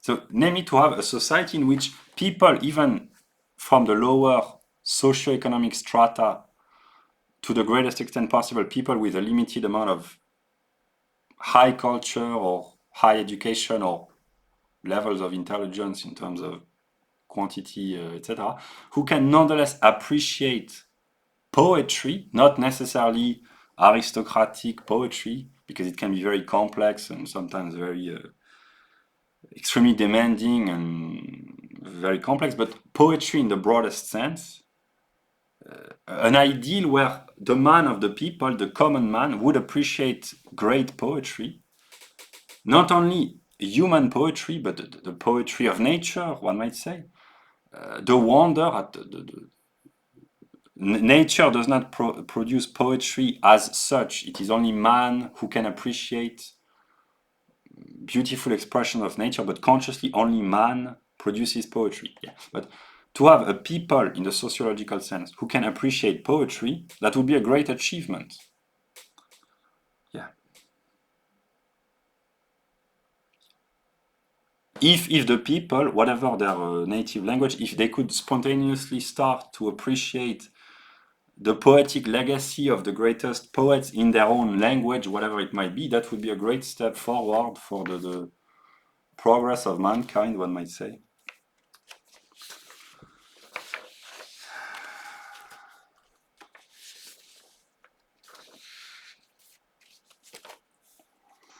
Well, I could say other things, but I have said enough.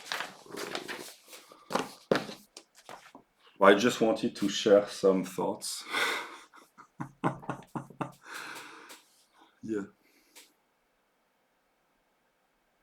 I will conclude with a quote. I don't know which one, but I will browse through the book. If I find an interesting quote, I will read.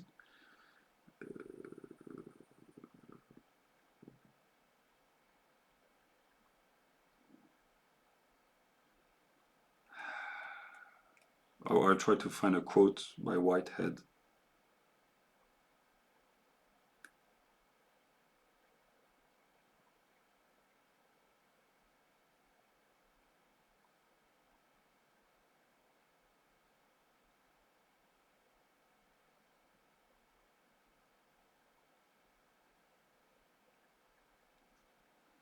Let us start. Oh, this quote seems to be good.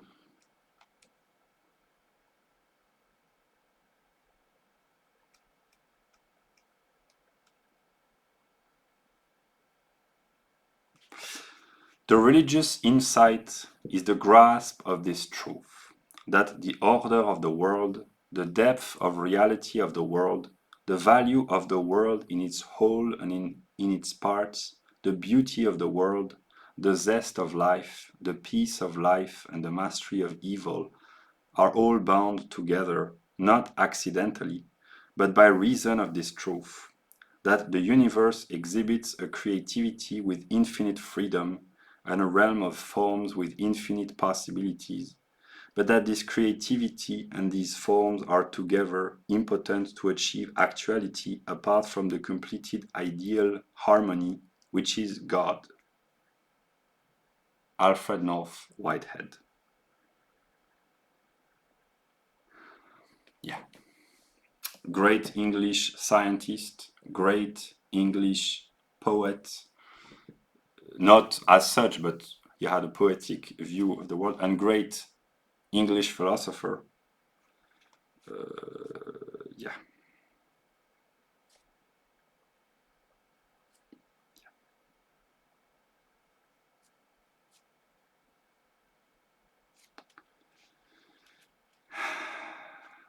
Yeah.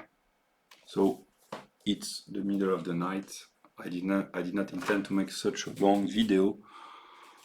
I just wanted to share some thoughts.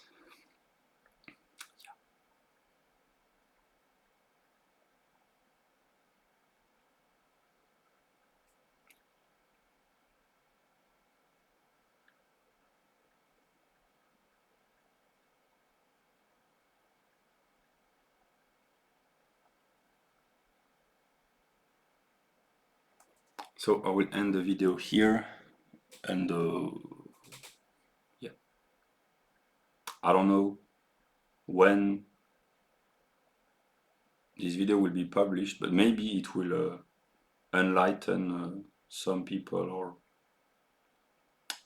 inspire, or be thought-provoking in the best sense.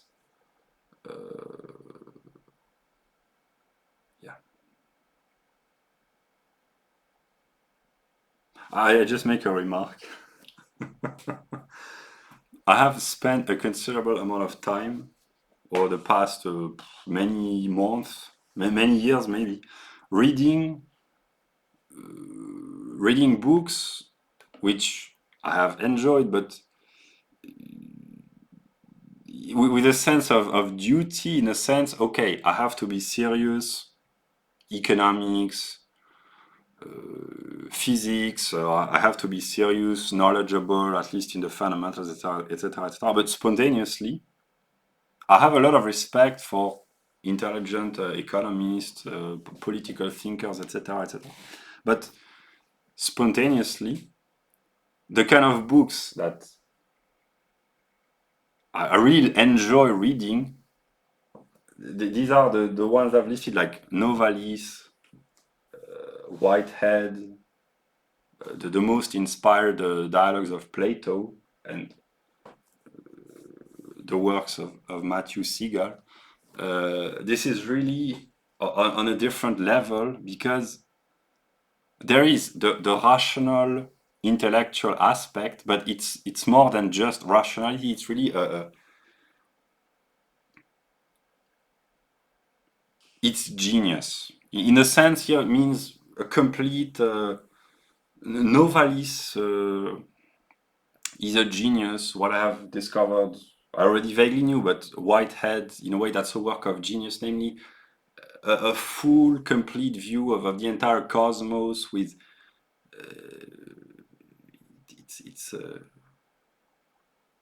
it's it's spiritually alive in the most intense and most noble sense. It's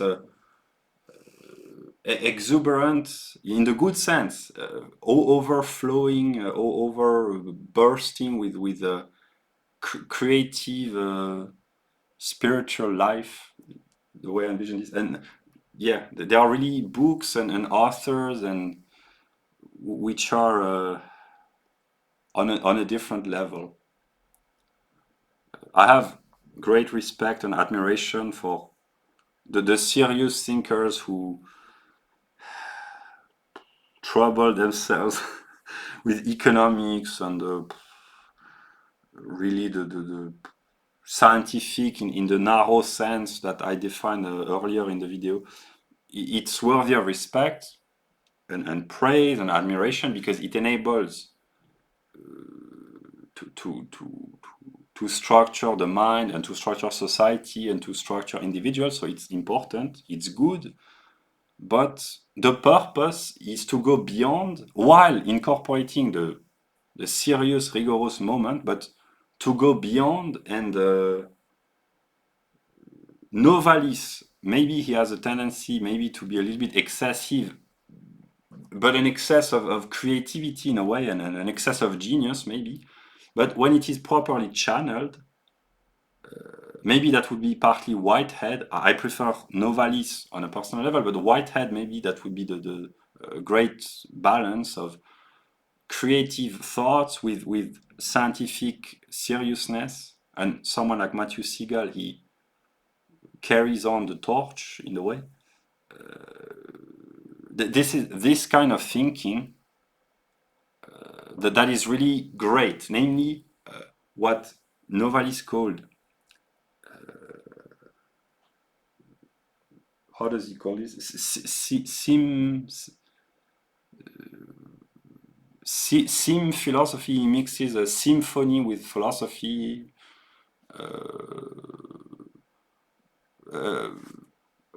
A total work of art. That's the view of Wagner, but in the realm of philosophy. Yeah. A total philosophy, in a sense, a thinking consideration of all aspects of existence with the creative, aesthetic aspect as well. Yeah, that's the purpose, that's the goal. And in order to achieve this goal, there has to be seriousness in the realm of the sciences, but also economics, etc., etc. But eventually,